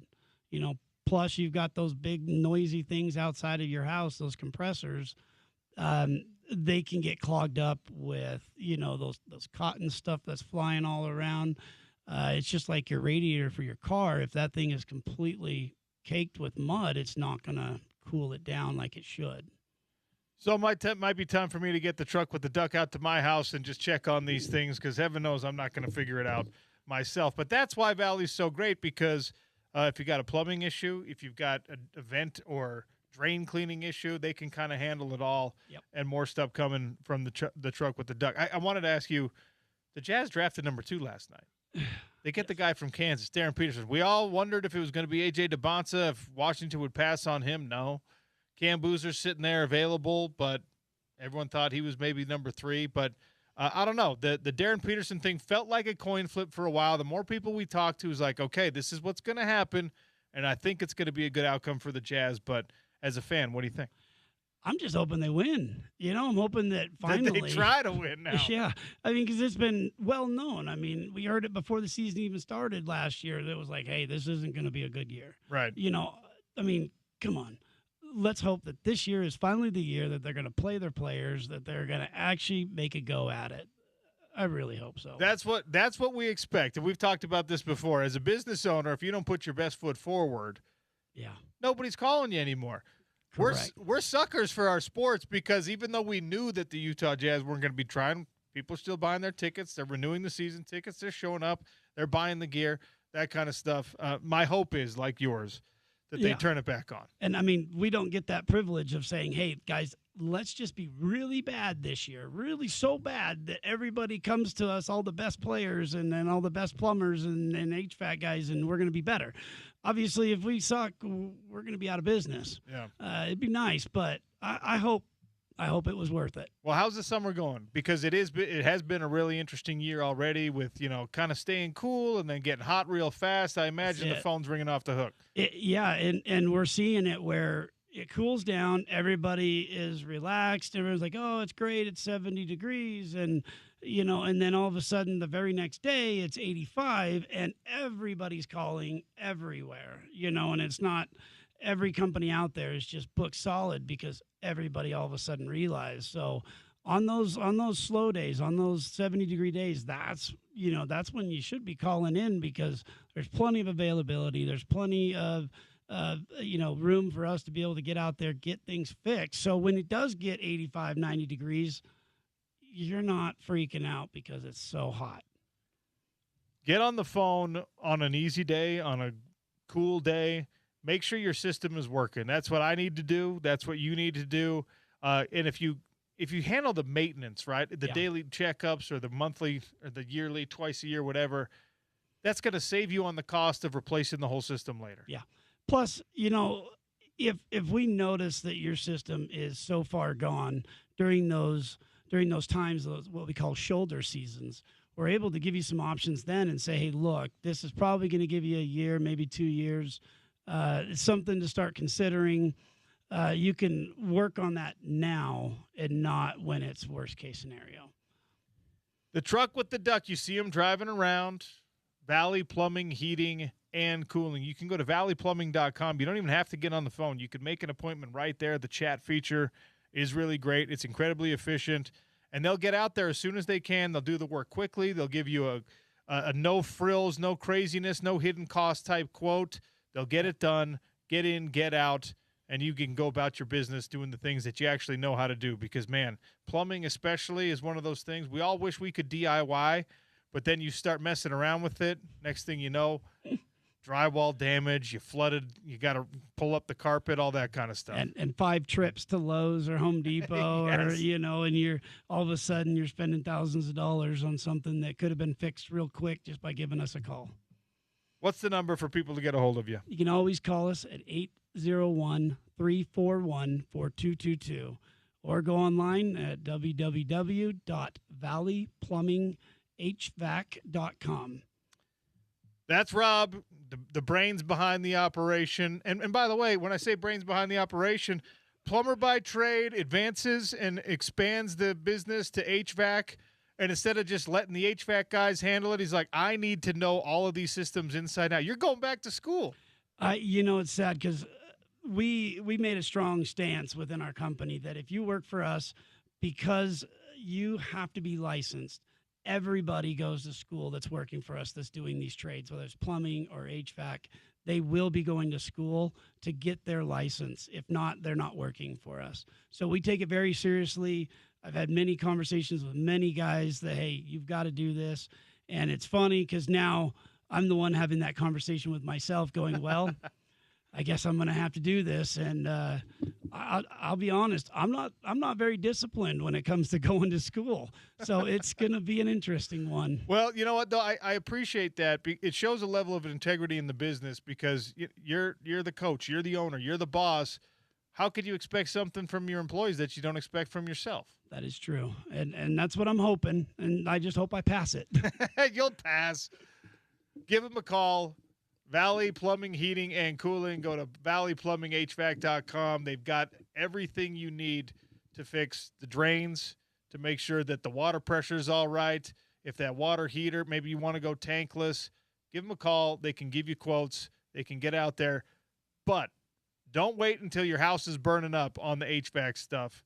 Give them a call now and get it taken care of. Thanks for coming in, Rob. Hey, thank you for having me. All right, more stories in the Daily Dump, including one of the most ridiculous criticisms from a reporter ever. This one on World Cup soccer. It's the Sean O'Connell Show on ESPN 700 and 92.1 FM.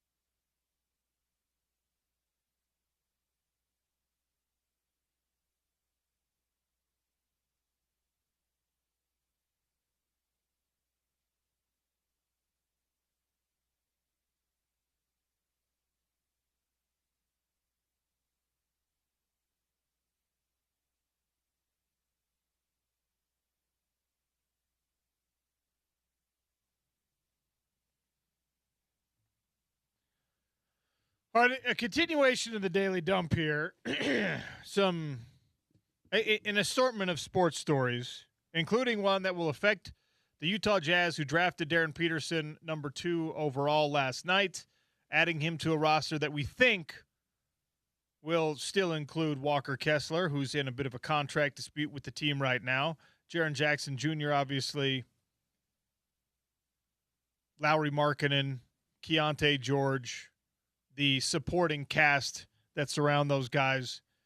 You start to look at it, you start to project, could be a formidable starting lineup and maybe top 6, top 7 for the Utah Jazz. Well, the Los Angeles Lakers had some business to attend to themselves. Shams Charania and several other outlets reporting that Austin Reeves, who has emerged as a star for the Lakers, will sign a 4-year, $185 million max contract to return to the franchise.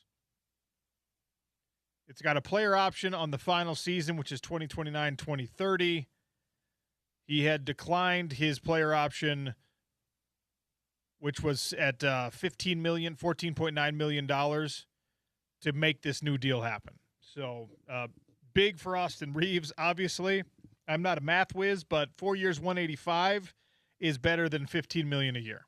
Yeah, the old deal or no deal. Howie Mandel, you made a good deal. Yeah, he that obviously works out great for him. And I think what you might be alluding to, maybe this takes the Lakers out of the running to give Walker Kessler a bigger offer sheet than what the Jazz are willing to offer, which right now, according to Tim McMahon, said it on Spence's show, then wrote about it on ESPN.com. 5 years, 140. Lakers seemed like an obvious fit. Like, hey, yeah, we'll throw some money at Walker Kessler. Maybe they won't be able to now. None of this happens in a vacuum. Austin Reeves was maybe going to get some interest from places like Detroit, it sounds like.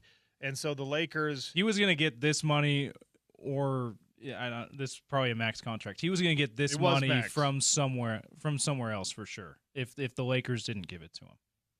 So, at the end of the day, right? It seems like this huge inflated salary, but it's the market price. This is what you have to pay in order to retain players of this ilk and this caliber in today's NBA, and the salary cap adjusts accordingly. Driving in this morning, I was listening to the Giannis fallout with him potentially going to Boston. He ends up in Miami, right? Jaylen Brown was the player that Boston had allegedly made available. That's out there. Jaylen Brown has to read the headlines, has to hear the stories, has to hear everyone talking about how the Boston trade unsuccessful. It was going to be Jaylen Brown and a bunch of people. That doesn't make you feel as good about yourself, right? When your team was going to move on. Now they're not. You got this like, I know you tried to break up with me, girlfriend, but we're going to stay together anyway kind of a situation. And we're still great. We're still doing great. We're still cool. You still like me. I still like you. I heard one of the options for Boston, and this feels like not an option. They can offer him an extension for 2 years and $140 million. $70 million a year. $70 million a year for Jaylen Brown. I don't know who I get. Probably Victor Wembanyama, obviously the MVP, Shai Gilgeous-Alexander. The list of people that are maybe Luka, that are worth Jokic. That much of your salary cap, that high a percentage of your salary cap, is prohibitively small in any sport, and even in the NBA where it is all very star-driven and individual player-driven. $70 million per year is a massive chunk of what you can pay. Also, they've got that between him and Tatum, that I think would make it about $130 million of the total cap per season, basically. Per season. Yeah, we've mentioned, Spence has mentioned on his show how it seems like the Jazz have a lot of money tied up in their cap than is best for them to be able to build a roster around the starting five that they've put together with Darren Peterson coming in, because Lauri Markkanen and Jaren Jackson Jr. have a combined about over 90 million. We're like, yeah, that's prohibitively huge. Now, how about add 40 more million, and that's where the Celtics are if they offer Jaylen Brown this extension. It's just bonkers, the kind of money that stars are getting, and this is Jaylen Brown getting this kind of money. This isn't a guy who is considered obviously the best player in the league. Jaylen Brown's like a tier below that, and he can be offered that. It's insane. This one, this next story, this is truly crazy to me that we're still doing stuff like this in 2026. I don't know if you heard about the possibility, James, that Belgium could lose one of their guys. He might have to Jeremy Doku, who could miss potentially a World Cup game for Belgium to attend a family matter. Now, if this was even like a funeral, which are very, very important, versus a World Cup game, I'd be like, ooh, man, that's a tough decision to weigh. If it's your mom's birthday, sorry, Mom, this is a World Cup game. If it's your wife's birthday, sorry, honey, this is a World Cup game. If it's the actual birthday of one of your children, you better not be going to that World Cup game. Jeremy Doku has made it known that he might have to, depending on, labor, I might have to go home to try to be there for the birth of my child. And one particular French broadcaster, someone I had never been aware of until today, basically. Her name is France Pierron. He plays for Man City in his professional career, so he's a well-known guy. He's a winger for Belgium, and she dragged him, saying like, "What are you talking about? You can't leave to go be there for the birth of your child. There are hundreds of this is the quote. There are hundreds of footballers who would kill to be in your shoes. It might not ever happen again in your life." Well, that's correct, but guess what? Definitely will never happen again. Your opportunity to see that child being born. Yeah, and you always think, well, the kid's not gonna, he's not gonna know, he or she's not gonna know that I missed their birth. Well, okay, it's not about the kid, but also it might get out at some point that something else was bigger than them coming into existence, and that that might make them feel a certain way later. But it's also about your partner in that case. Well, yeah. It's, to me, it's certainly about supporting your wife, your spouse, your partner. It's also about the miracle that is childbirth. It is about being like, this is not a religious show. This is a sports show. If you can go through that experience and not feel that God is there, you and I are not on the same plane.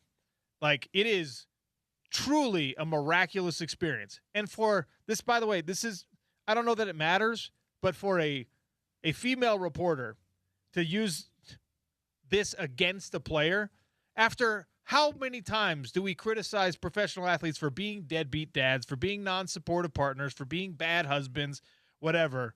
And when this guy's trying to do the right thing by his family, she's like, no, you can't do that. You're at the World Cup. I understand the World Cup is quite literally the biggest and most important sporting event that can happen for any of these individual nations, most of them, for any of these individual careers, and probably including his. It's the highlight of professional life. The birth of your child will always be more important than anything that can happen in professional life. It should be. And that's where I was going with, like, your family, including that child, they, at least in my opinion, they need to know that nothing else is going to get in the way, including an incredible opportunity like it is to play in the World Cup. Like, there's nowhere else I'd rather be except to be at your birth.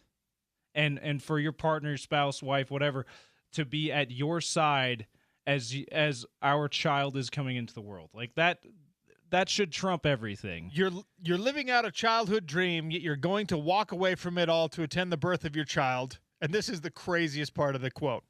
a disgusting moment, if you'll pardon the expression, where the dad is completely useless. Now, look, that's the only thing. Unfortunately, That's true. we are pretty useless. Okay, Yeah. the dads are pretty useless. You can squeeze my hand really hard when it hurts. We're that's we're about probably it. pretty useless. Like, you cannot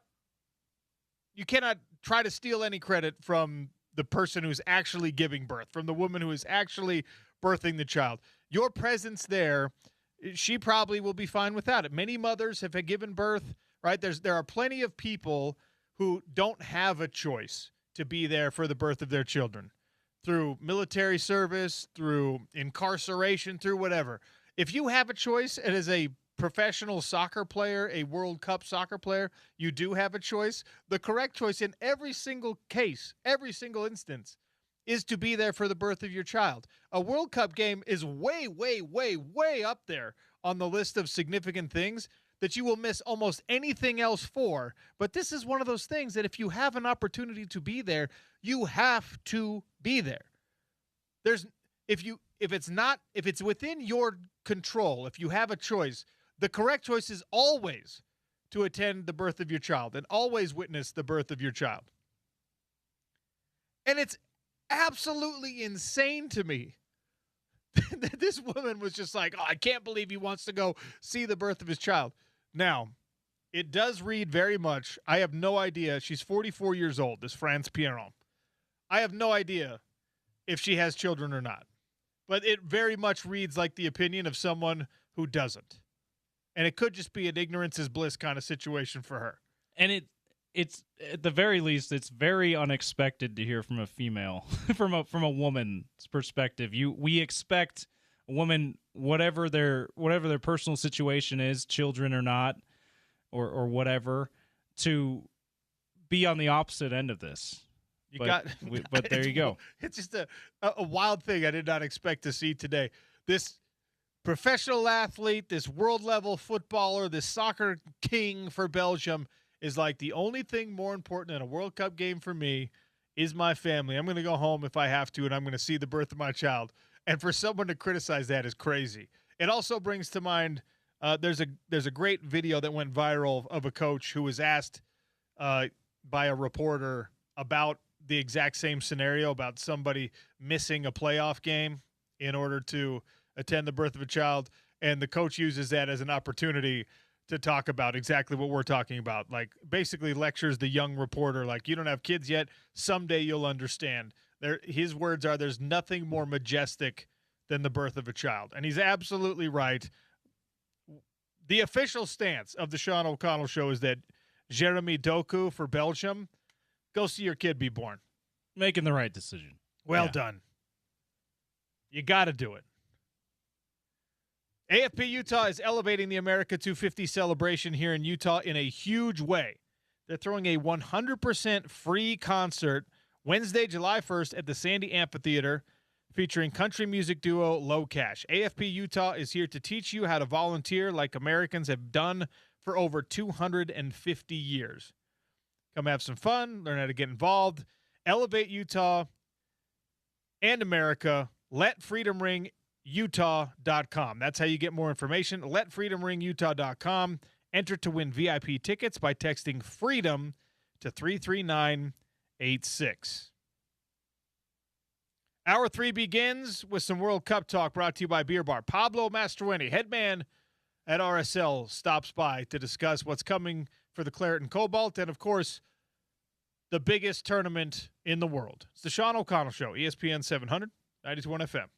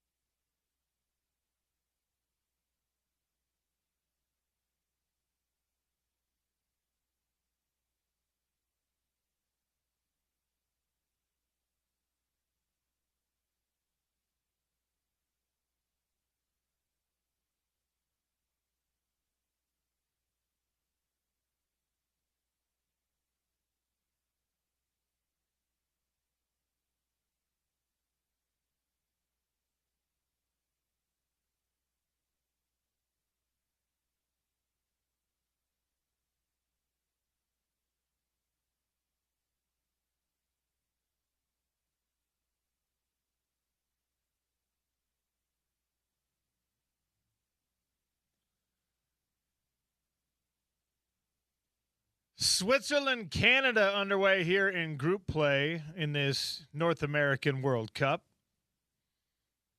Team USA already through to the knockout rounds. Still a big game tomorrow night. We're looking forward to that one. We'll be talking about it right now. We'll be talking about it tomorrow.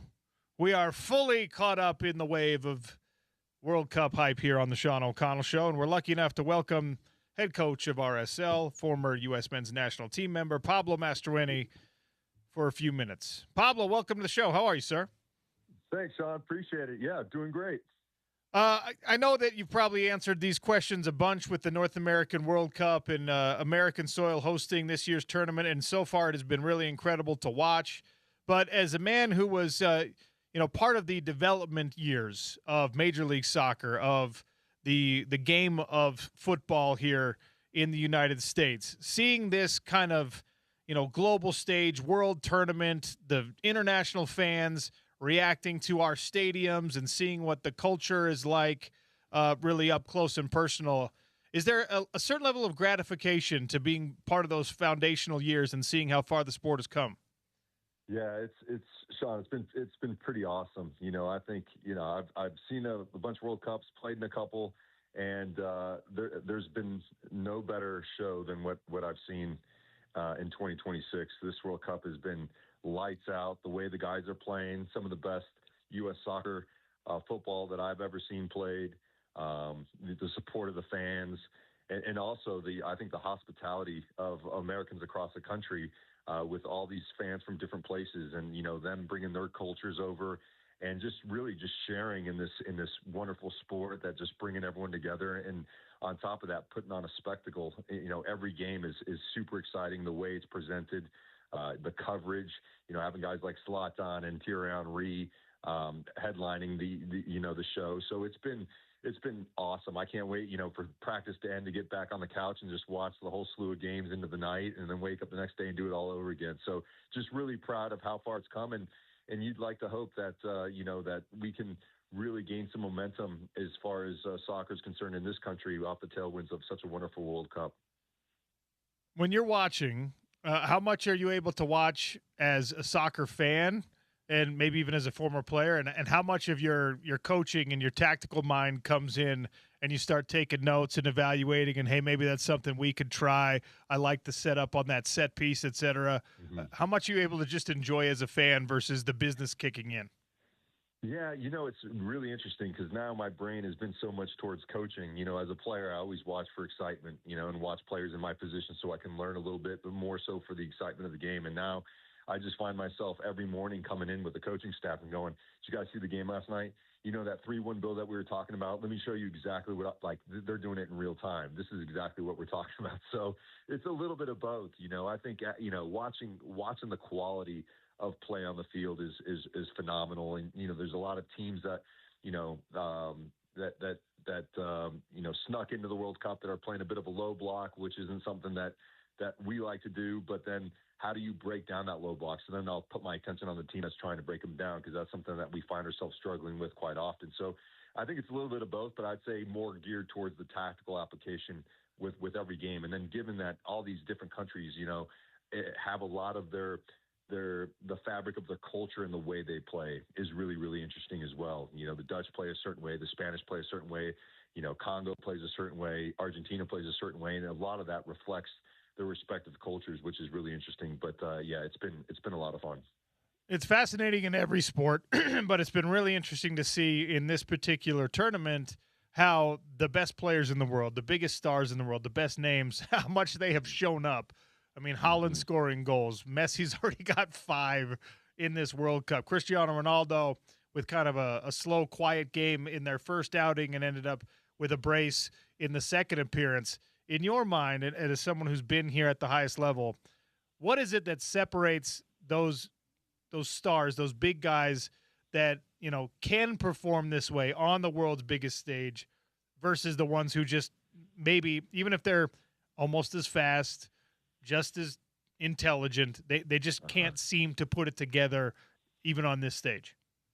Yeah, that's a great question, and I think that's what makes these players great. Mbappe's another guy that's, and it's been really interesting because there's players also that really turn it up with the national team. You know, Mbappe had kind of a up and down year with with Real Madrid, but then he comes out with France and he just feels comfortable in and around those guys and with probably the coach and the culture as well. So I just think that both for club and country, these guys are the best players in the world because they can do those things, right? And there's no amount of pressure that gets to them. You know, Messi missed the PK in their last game, but then came back and scored 2 wonderful goals. And I think that's the difference between the mindset of great players versus just good players, is that their belief in themselves is so huge to where they can start off slow. And Cristiano Ronaldo in the first game was quiet, but then he quiets his critics by coming back and scoring 2 in the following game. And so these guys operate emotionally and intellectually on a level that is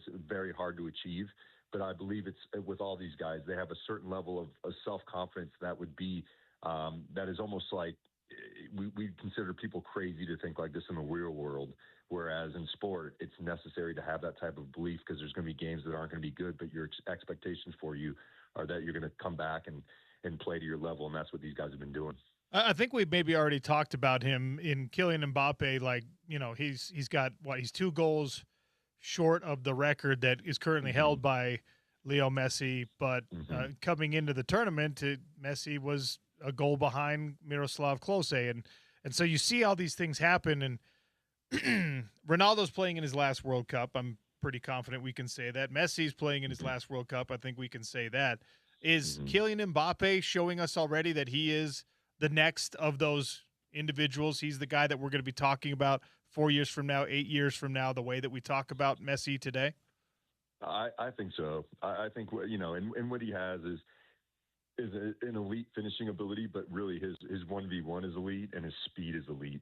And I think as long as he continues to have those aspects of his game, and he started at a real young age, showing these tendencies and scoring these goals. And so the fact that he's only 1 or 2 behind Messi at the moment, there's no doubt that he'll at the end of all this be the champ. And that's what makes him such an incredible athlete, soccer player, is that, he just continues to defy, the naysayers that, he's this and he's that. But when push comes to shove, he's the one showing up and putting France on their back, as he did in the last World Cup in 2022, where, I think he had a hat trick in the final game and they still lost. So this guy's scoring goals in the most, tense, pressure-laden moments and still coming up trumps. So I think he will be the ultimate goal-scoring champ. Focusing on the U.S. men's national team, put yourselves in Pochettino's shoes. You've got a big one against Turkey tomorrow. Turkey is out. A lot of people thought they might win the group. Hasn't gone the way that they thought it would. Obviously, the U.S. men's national team, their future is secure, at least into the knockout round. I still think games like this are important because of momentum, because of tone setting. It is a North American Cup. You're going to have a bunch of fans of your team right there in the stadium expecting to see the best foot forward. How do you handle it coaching a game like this, knowing what's at stake in, the next couple of weeks, and knowing what this fan base and what your roster still expects from this game against Turkey? Yeah, I think the first thing is obviously the yellow card threat, is making sure that you don't have anyone that carries a yellow card over. I know they wipe out after the first round, but I believe if you get 2 in the first 3 games, then you have to sit out 1. So knowing that, I'd make sure that I'm not putting the group in any kind of position to where we lose a player from that perspective. The other part is, like you said, I think you want continuity, but at the same time, you want to make sure that you give players that you think are maybe 12, 13, 14, maybe 15 a good run, just in case if something happens in the later stages, those guys have already been able to get up to speed and feel what the game looks like for 60, 70 minutes in that regard. So those are kind of the 2 things I'd be looking to do, and just making sure that what we don't want to do is drop momentum, drop belief, because again, if you risk too much and you change a lot of players here, now you have doubt going into the next knockout game, which is something you don't want. So a lot of what happens in these tournaments is predicated upon confidence and belief when you get out of the group stage, right? And so you want to make sure you're going into the next round full of confidence, full of belief. And from what I've seen from the first couple of games, these guys are flying on all cylinders.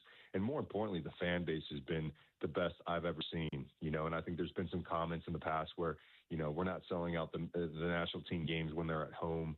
I think those days are behind us now that everyone's felt what it is at SoFi Stadium, packed house, opener against Paraguay, and the emotions that I even felt on the couch watching the game as a fan was phenomenal. So, but I think those two things would be highly important, to make sure that we don't jeopardize ourselves by losing a player, but more importantly, we don't lose that momentum that we built in the previous, 2-3 games. How do you handle the Pulisic question? Because, he put in all this work to get himself ready, still wasn't able to go in the last one.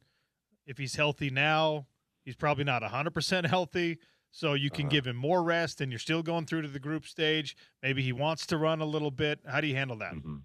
Yeah, I think it's a big part of it has got to be player-driven, right? Because I think he needs to feel good about what he's doing. Obviously, he's got to pass all the medical tests and the physical performance exams that they do with these players that have been injured, make sure that they're not going to put themselves at risk. But the other part too is like to make sure that the player is also owning it. So if he's cleared from that perspective and feels like he's good to go, maybe it's coming in the last 30 minutes of the game where the game slowed down a little bit. He's got fresh legs because he hasn't played in a bit. He's feeling good, but it really breeds that bit of confidence, and maybe he scores the goal because the back line is the opponent's back line is a little bit tired or lethargic. He comes in with his pace and his ability, knocks a goal in. And now we forget that he's missed the last game. So I think it's going to take a team effort, but I also think that the players' input's really important in these type of situations. Pablo Mastroeni is our guest here on the Sean O'Connell Show for some World Cup talk, brought to you by our friends over at Beer Bar. Great place to watch every single World Cup game if you have not been down to take advantage of the drink or the food specials. It will continue all the way through the World Cup tournament. Beer Bar, official partner on the Sean O'Connell Show for all World Cup talk. Focusing on your RSL squad, Coach, how have your guys handled the international break? I know that there were, a couple of guys at least that wanted to be participating. You've already answered this question, I know, but I mean, Diego Luna, I thought was a shoo-in for this roster, and we were all disappointed for him that he didn't get an opportunity to do it. So we'll start there. How has he handled the snub and, of course, the break and getting back to form maybe after a little rest?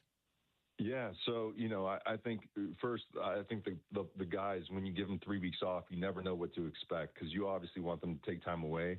But given that the break is in the middle of the season, we've done a lot of good work in preseason and the first third of the season to make sure that we're in a good position. And now the expectation is that the guys keep some sort of fitness so that we're not starting from zero. And so we did our fitness test, and everyone passed with flying colors, which for me was a sign of a great group that understands how good of a team that we have and the momentum that we need to keep in order to be able to achieve our goals for the year. So that part was really encouraging. And then as far as Diego, I think everyone was kind of blindsided, Diego himself, myself, and given the amount of, advertising and marketing that he was doing for the national team, all lend itself to understanding that he was going to take part. And not only that, it's the fact that he was one of the most capped players in 2025. And the team really leaned on him, especially in the Gold Cup where he had such a fantastic run and was an integral part of that group. I just felt like, that's a great that's a great place to kind of assess a player is in a tournament setting, and I think he did so well in all the games that he played. He showed his leadership, he showed his quality, his grit, all things that I think you need in a tournament to make a deep run. So, but the life happens, and now it's how you react to it. And Diego's been awesome. We've trained now for a little over a week, and he's been so sharp. He's been so hungry. You can see how this moment has actually motivated him. And that was also a concern. He's still a young man that's learning the game and trying to figure things out. And when you have such a big letdown, you never know how it's going to go. But I think it's a bit synonymous to being left off the Olympic team where he went off and scored, in the next, 5 or 6 games and really made a statement. And so the expectation for me and obviously for Diego Luna, given what I've seen, is that he wants to make a statement showing that he's capable of playing at this level and he's driven to make sure that he gets to the next one. What do you need to see from your squad after the break that maybe you didn't see enough of before? Mm-hmm. I think the biggest thing for me is one, some of the goals that we've given up this year have been on set pieces, and it's really a difficult. It's difficult to really train the moment of a set piece in a game, right? So we do it in training, and if something happens, it's not a big deal. It's training, and so how do we mimic what that game feels like? And so we started off the second part of our second preseason here, showing the goals that we conceded and saying, guys, we're not giving up a lot of chances, but the ones we are very fixable, right? And so that's been a big focus for us, defensive set pieces. And we've changed our structure a little bit to help the guys and feel a little bit more comfortable in what we're doing. So again, a collaborative team effort, the players, coaches, and everyone really coming together and saying, these are things that we can do better. So that part is big. And then the other part is managing games, especially with the lead, where we've done a decent job, but I think we can do a better job of creating more control with the ball as opposed to letting teams kind of dictate the game towards us when we have a lead. And obviously the natural inclination is to block and protect your goal, but oftentimes when you spend a lot of time doing that, you involve the referees and there's fouls in and around your box, and now you're defending a ton more set pieces, which has been an Achilles heel for us. So managing the game with the ball and understanding how to play for territory with a lead, along with the set pieces, I think will put us in a good position moving forward. Coach, forgive a dumb question from a guy whose soccer peak was reached at age 6.5, but it's something that a game I still need to learn a lot about. When we talk about formational changes, when we talk about a tactical adjustment, even the guys that maybe their club plays a certain formation and then they go to compete for their national team and it's a totally different deal. Mm-hmm. How easy is it? How difficult is it? Like, does everyone adjust to things the same way? If we're trying to draw an equivalent with basketball or football or something that we might be more familiar with, is it just like, all right, well, it's a different part of the playbook, and yeah, you got to practice it a few times, but eventually you get it down? Or are there some guys that are just suited to play in certain formations, et cetera? Because I truly have no frame of reference for the how heavy the lift is when you're making those level of adjustments. That is actually a great question, and I think it just varies. I think what I think most international teams do is they look at, this is the way we want to play as a national team, and so they're going to be biased towards the players that are playing in those type of systems that are doing exactly what they don't what their current, the way they want to play with their national teams. So I think that's going to be obviously an easy transition, but then you have very high caliber players that might be playing in a different system. But I think the biggest thing is, if you're playing in one of the top leagues in the world, you're going to be tactically flexible. In other words, you're going to be a little bit more knowledgeable about the tactics of the game. So making tweaks or adjustments. So, for example, if you're an out-and-out winger like Salah is for Liverpool, and he plays out wide for Liverpool, but for Egypt he plays a bit more inside, it's not going to be a big adjustment for Salah. He's not going to have the 1v1 area, but he's knowledgeable enough and understands the game at a high enough level where he can still contribute from an interior position for Egypt. So it's going to be, it's going to be dependent on each player, but I don't think they would put players in positions that wouldn't make their team better. And obviously you can't do that with every player, but there's certain, 3 or 4 players that can make those adjustments and move along streamlessly. Like it'd be, streamline the whole thing. But I think there's also players that are particular, that play a certain position that aren't very, they don't adapt well, that you might not maybe bring into the group because of those kind of things. But I think, again, if you're playing in the top league in the world, you obviously understand the tactics of the game at a really, really high level. And if you have technical ability and physical ability tied in with the tactics, it shouldn't be that big of adjustment to go from playing one way with your club team to playing another way with the international team.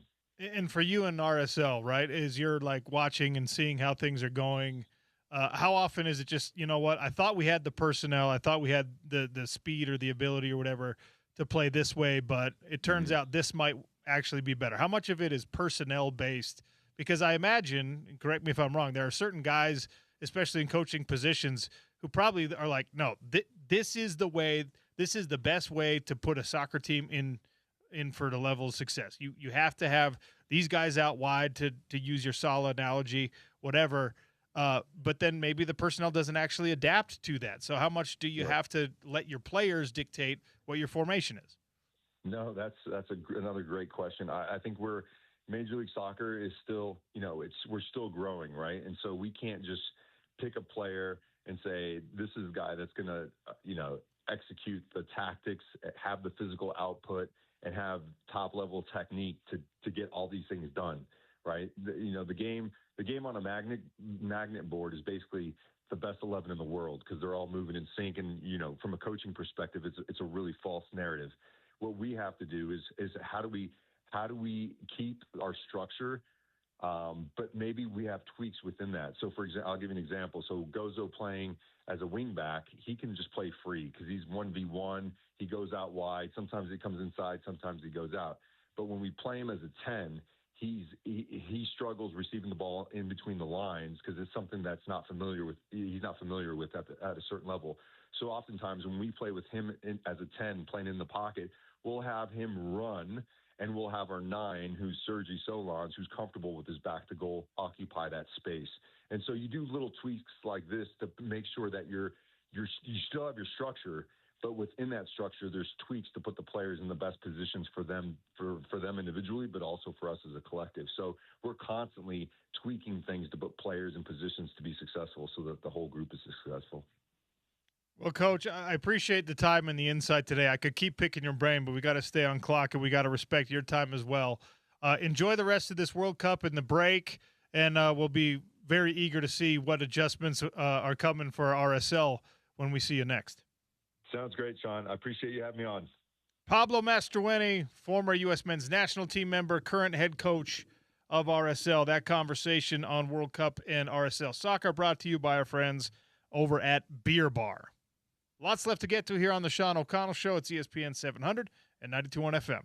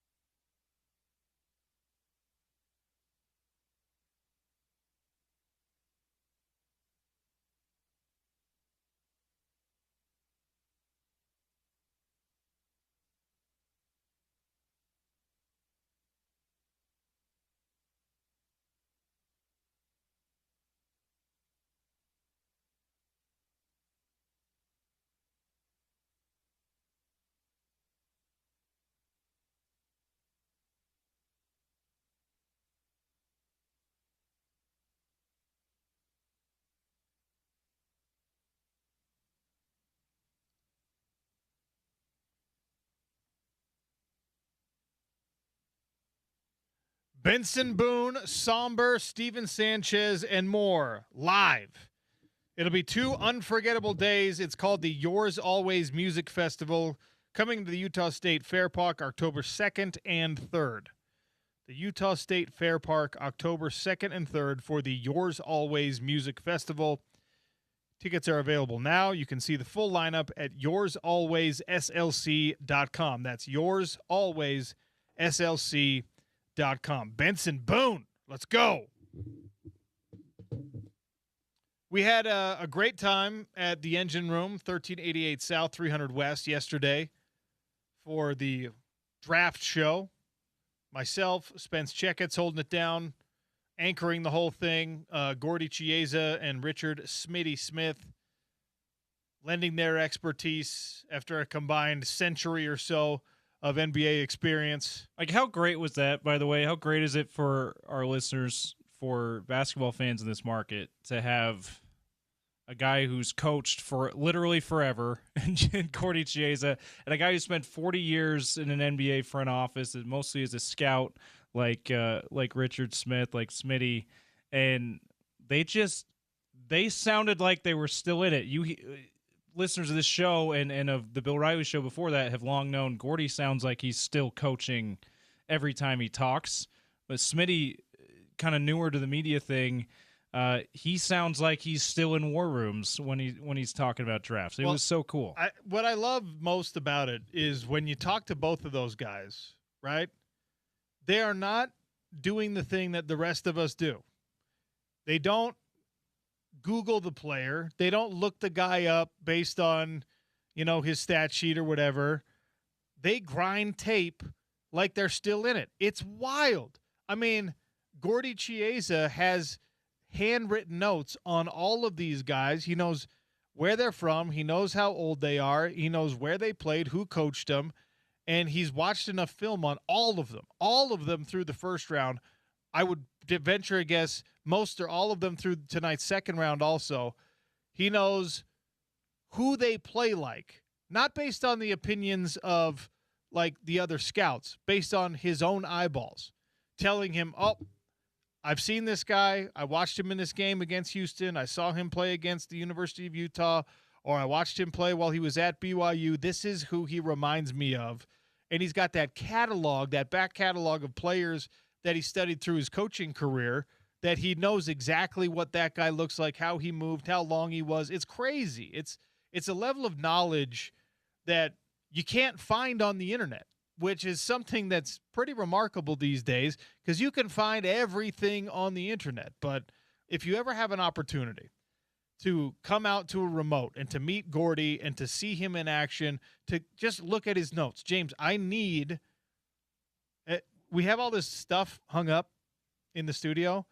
We need to frame some Gordy Chiesa notes. We absolutely do. I'm going to ask. We need to frame his binder that he used to bring in. That's like this thick. I'm going to ask Gordy when he comes in tomorrow. I'm going to ask Gordy if we can get a copy of his Darren Peterson notes, his handwritten notes, so we can frame them here in the studio. That's what we got to do it. Yeah. And then we will, reference back to them whenever, like, Gordy said one of the things he needed to work on was that crossover, and there, like, it's really, really incredible. So I'm grateful that we get to learn so much from Gordy still. It was great to be on a show for that long with Smitty. I've never done that much radio with him before, and it was awesome. And of course, we had a great time down at the Engine Room. The food there really is incredible. The service was even better. So if you have an opportunity, if you're looking for a place to watch Jazz games, Mammoth games, World Cup games, football games, check out the Engine Room at 1388 South, 300 West. The local interest in tonight's second round of the draft. I think for most people, it starts with Richie Saunders, okay? Whether you loved him or hated him because you're a Utah fan, Richie Saunders is actually a really awesome story in college basketball. He looks like Napoleon Dynamite. He plays like actual Napoleon Bonaparte. The guy is just a beast. I love it. I'm so happy that he's going to get this opportunity. And the ESPN mock draft, Jeremy Woo's latest mock draft. Friend of the show, Jeremy Woo. Jeremy Woo has him going to, and this is where my enjoyment ends, has him going tonight to Oklahoma City Thunder. What pick is that? 37. 37. Yeah, and I was gonna say those of us that watched the draft last night, listened to our draft show last night, you saw Jay Billis he's the NBA guy who does the next best available. He's the Mel Kiper, in that regard. The Todd McShay. He makes the big board for ESPN's NBA draft coverage. And you saw at the end of the night, Richie Saunders right there in the next best 5 available for Jay Billis. So 37, that's right around there. Great for him, but like you say, kind of annoying for everyone who's not an OKC fan. I mean, but think what's going to happen with Richie Saunders if he ends up at OKC, and obviously this is a mock, so who knows? Yeah, he might go earlier, he might go later. But no matter where he ends up, right? The most likely outcome, it feels like for me, is Richie Saunders is going to be probably like a 7th, 8th guy on an NBA roster. He's going to be a sharpshooter. He's going to be one of these cats that you can bring in off the bench who will be a willing defender, who's going to hit some good shots for you. If he's not incredible at defense, he's at least going to hustle for you on that end. And if he's 25 years old. So let's say that you play percentages here and you get 5 to 7 years of professional basketball out of Richie Saunders. After already making some NIL deals, this guy's going to leave with $30 to $40 million. He's probably going to partner with Ryan Smith in his next startup or something. As like just a hustle player, as a guy who did it the right way and did everything was asked of him at a local university. And yeah, it's not the home of the Utes. It's not our favorite one. But, I mean, he was a massive, important foundational piece to BYU basketball's renaissance, their resurgence, their ability to do things that nobody thought they were going to be able to do. And then when you lost him, it was a devastating blow. BYU was a year ahead of schedule. We were all when Kevin Young was hired, we were all looking forward to last season, his second year, because that's when AJ DeBonta was coming in, right? And yes, there was plenty of hype around Yegor Demon, but it was nothing compared to the AJ DeBonta hype, right? But they were a year ahead of schedule as a Sweet 16 team, one of 3 in BYU's basketball history, mainly because Richie Saunders turned into a star caliber player for them. So absolutely incredibly important to that program currently, and he'll live on in that program's history for sure. For Utah basketball fans, the mock drafts in the second round gets interesting for a completely different reason. Noam Yakov, we've talked about him kind of weighing the options in professional basketball and what's his future going to look like. He's committed to the University of Utah, but is he ever going to actually play for the University of Utah? He just did his visit, took the pictures in the Utes gear and everything. He seems to want to play for Utah, but he's got this option with the NBA draft, too, as a second-round pick. And Jeremy Wu and ESPN have him going as the second-to-last pick in the second round, number 59 to the Minnesota Timberwolves. That's a pick they got via San Antonio. Which means that on the draft night broadcast, it's going to have the San Antonio Spurs graphic, and he's going to have the Spurs hat on if he gets picked there. And then Adam Silver's going to come back and be like, there's a trade that we already knew about. Anyway. So here's the conversation I never thought we'd be having about college sports and pro sports, right? If you're Noam Yakov and you're making a decision about your financial future, right? Can you be the least important or second least important person on the Minnesota Timberwolves roster and make, whatever that translates to being? On a non-guaranteed contract as a second-round pick, yeah. Or will you be the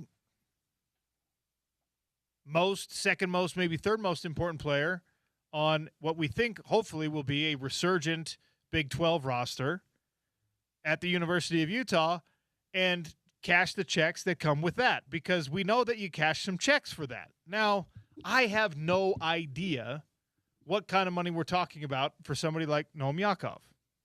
You're going to presume that he's going to be a starting guard for the Utes, but we don't know.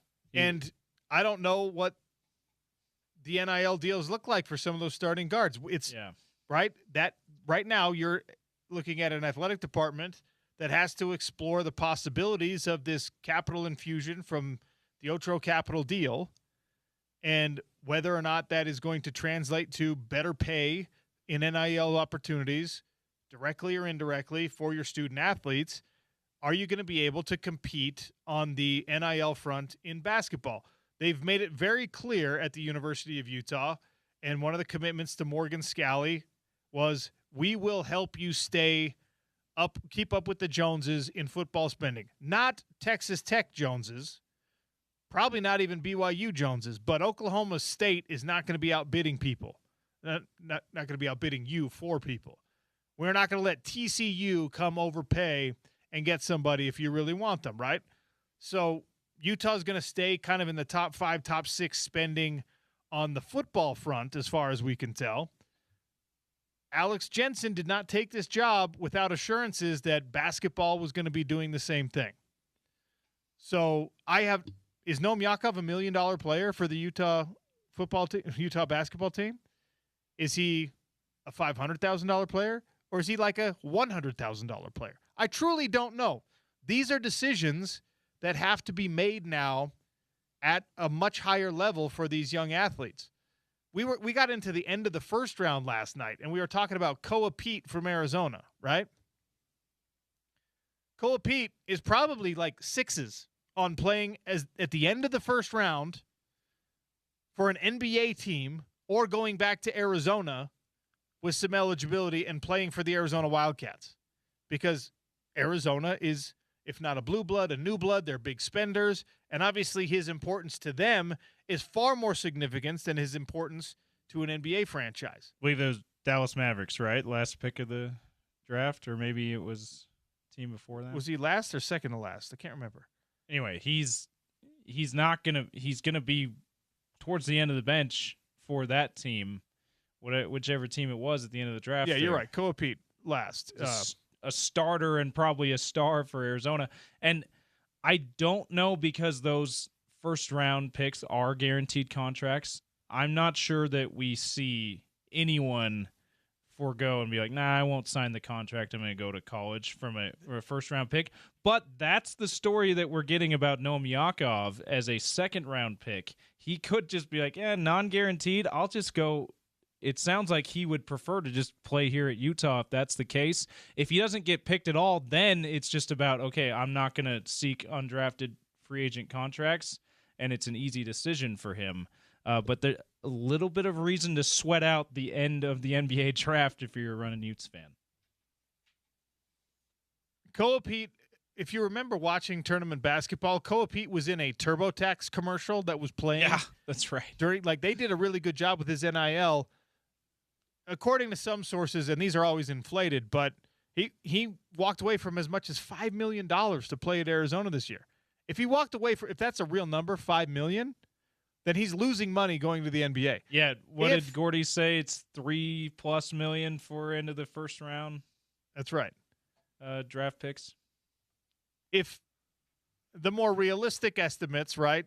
Because there's always, let's say it's $2.5 or $3 million. Now we're talking about would it be better though? Do you want to be the big fish in the small pond, the small fish in the big pond? Like, how do you want to handle that? These are real decisions being made now in college and pro athletics. That is bananas. You might take a pay cut to go pro in today's world. Which is why, OC, one of the reasons why we're seeing so many more international players playing college basketball, because these international players are playing, they're getting paid at like amateur level, or junior level contracts before they come to play college basketball, because they're part of these programs, just like international soccer. They're part of these programs from the time they're middle school age, junior high age, sometimes younger.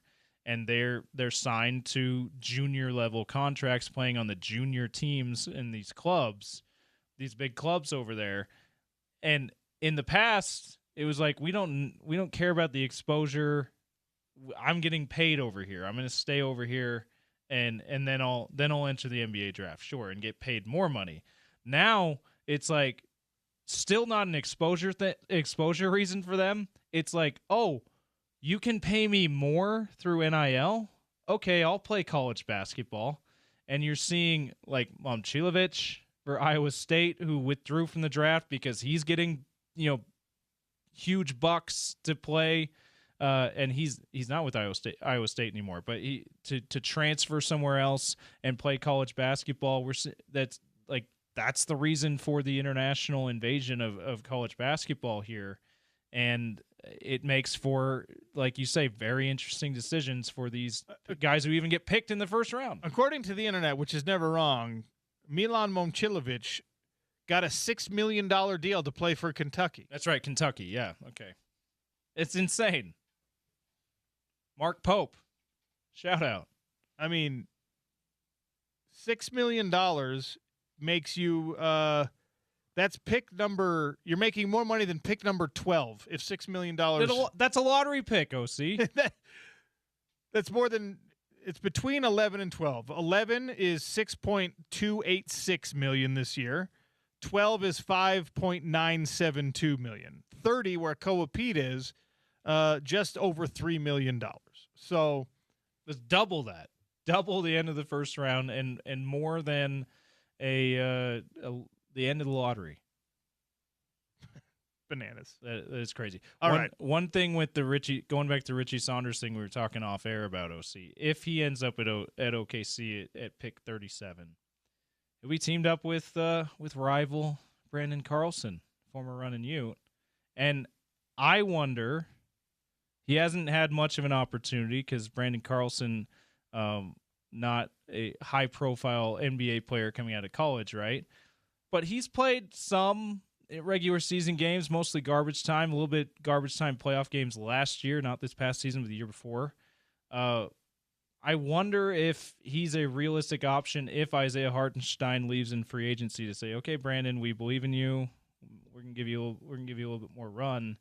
And also going back to the Richie Saunders thing, it'd be fun to see those two play together. Okay, so Brandon Carlson averaged 5.8 points and 3 rebounds in his very limited time that he played. He's 7 feet tall, 220 pounds. And his 3-point shot, which was really good at Utah, has translated a little bit, the NBA. Hartenstein is about double the points and double the rebounds.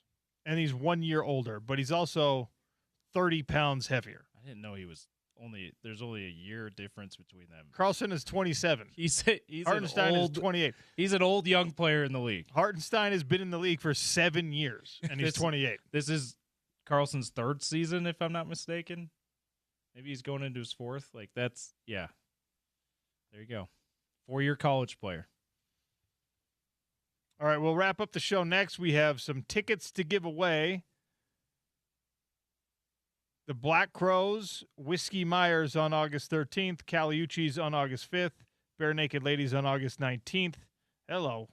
We're not going to give all of them away, but we will we'll start playing with it. It's the Sean O'Connell Show on ESPN 700, 92.1 FM.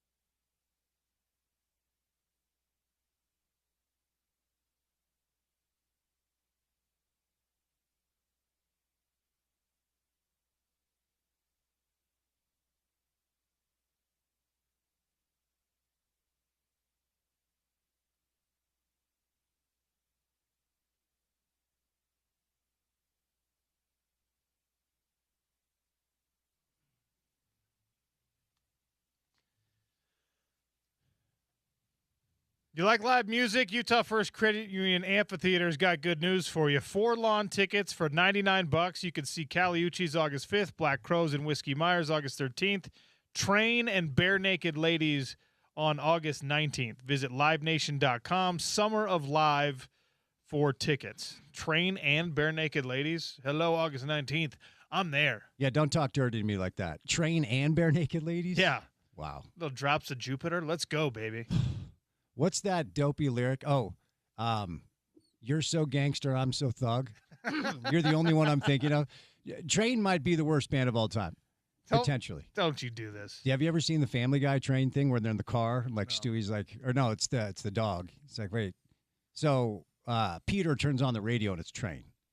And they're silent, like, hey, you want to turn the station? He's like, no, you go ahead. You turn it. Then they start belting Train at the top of their lungs. Yeah. Like, Train's the greatest band of all time. It's like Nickelback. Everyone likes to pretend they don't know all those Nickelback songs. No, Nickelback is not good either. Are you telling me you can't sing along to a Nickelback song? Don't lie. I honestly don't. I can sing. No, I'm dead serious. I could probably hang with a couple of Train tunes. I don't know any Nickelback songs. That's not true. What's their most famous song? You can't live in America. Train. Or excuse me, James. Your name's not Train. James, play the most famous Nickelback song right now. Like, no, oh, now you missed the window. Just kidding. I honestly don't know what the most famous Nickelback song would be. They have a lot. Just name one. How You Remind Me? Photographs. I know this one. Yeah. I know this one. We All Just Want to Be Big Rock Star? Yeah. There's Live in hilltop houses, driving 16 cars? There's like a documentary on Netflix. I think it's called I Hate Nickelback or something, about Nickelback being the most hated band of all. The most hated, incredibly successful band ever, yeah. You don't like Nickelback, Sean. Don't lie. Look, they're a conundrum because never once have I gotten in the car and been like, I want to hear some Nickelback. Fire up Nickelback, bro. However, when Nickelback songs come on the radio, they earworm you. Yes. This is Tuesday Strip Club at 2 in the afternoon is what this is. This is American Trails. Is that still open? Don't lie. I don't know. What are you doing after the show? Definitely not going there. This is American Trails, the 2 p.m. shift on a Tuesday is what this is. Garlic burgers for $3.99 and Nickelback and the C-list stage presence.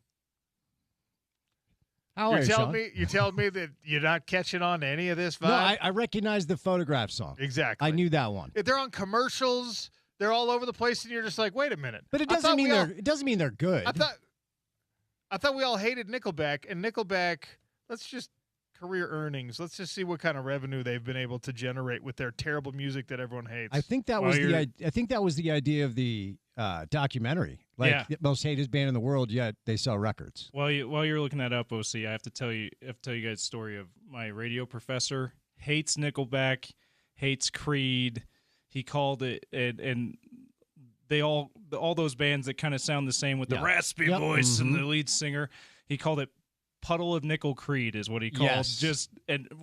Porter's radio professor too, by the way. I like that. Shout out to Sean Denovan. What up, Sean? But he called it Puddle of Nickel Creed because there's a bunch of bands that sound the same from around 2000. Yeah. Raspy lead singer, and Nickelback's one of those. Puddle of Mud, Nickelback, and Creed.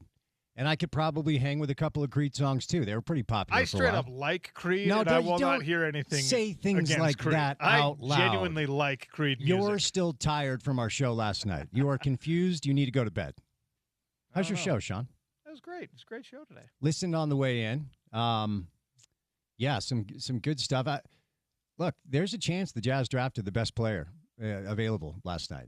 No, let me rephrase that. The best player in the draft. There's a chance. It's pretty exciting. That is exciting, and we'll all have to play wait and see on it. While we were on air last night, we're reacting to the picks as they come out. Not able to fully digest, not able to turn the sound on and hear what Darren Peterson and his family had to say about being picked by the Jazz. Spent some time obviously catching up, getting his quotes, reading up on his reaction and things like that. And I'm hopeful right now that, like with Ace Bailey, all that, he doesn't want to be there. It was just his agents trying to leverage him to get to the number one pick, et cetera, et cetera. Seems like he's ready to compete. He's ready to work.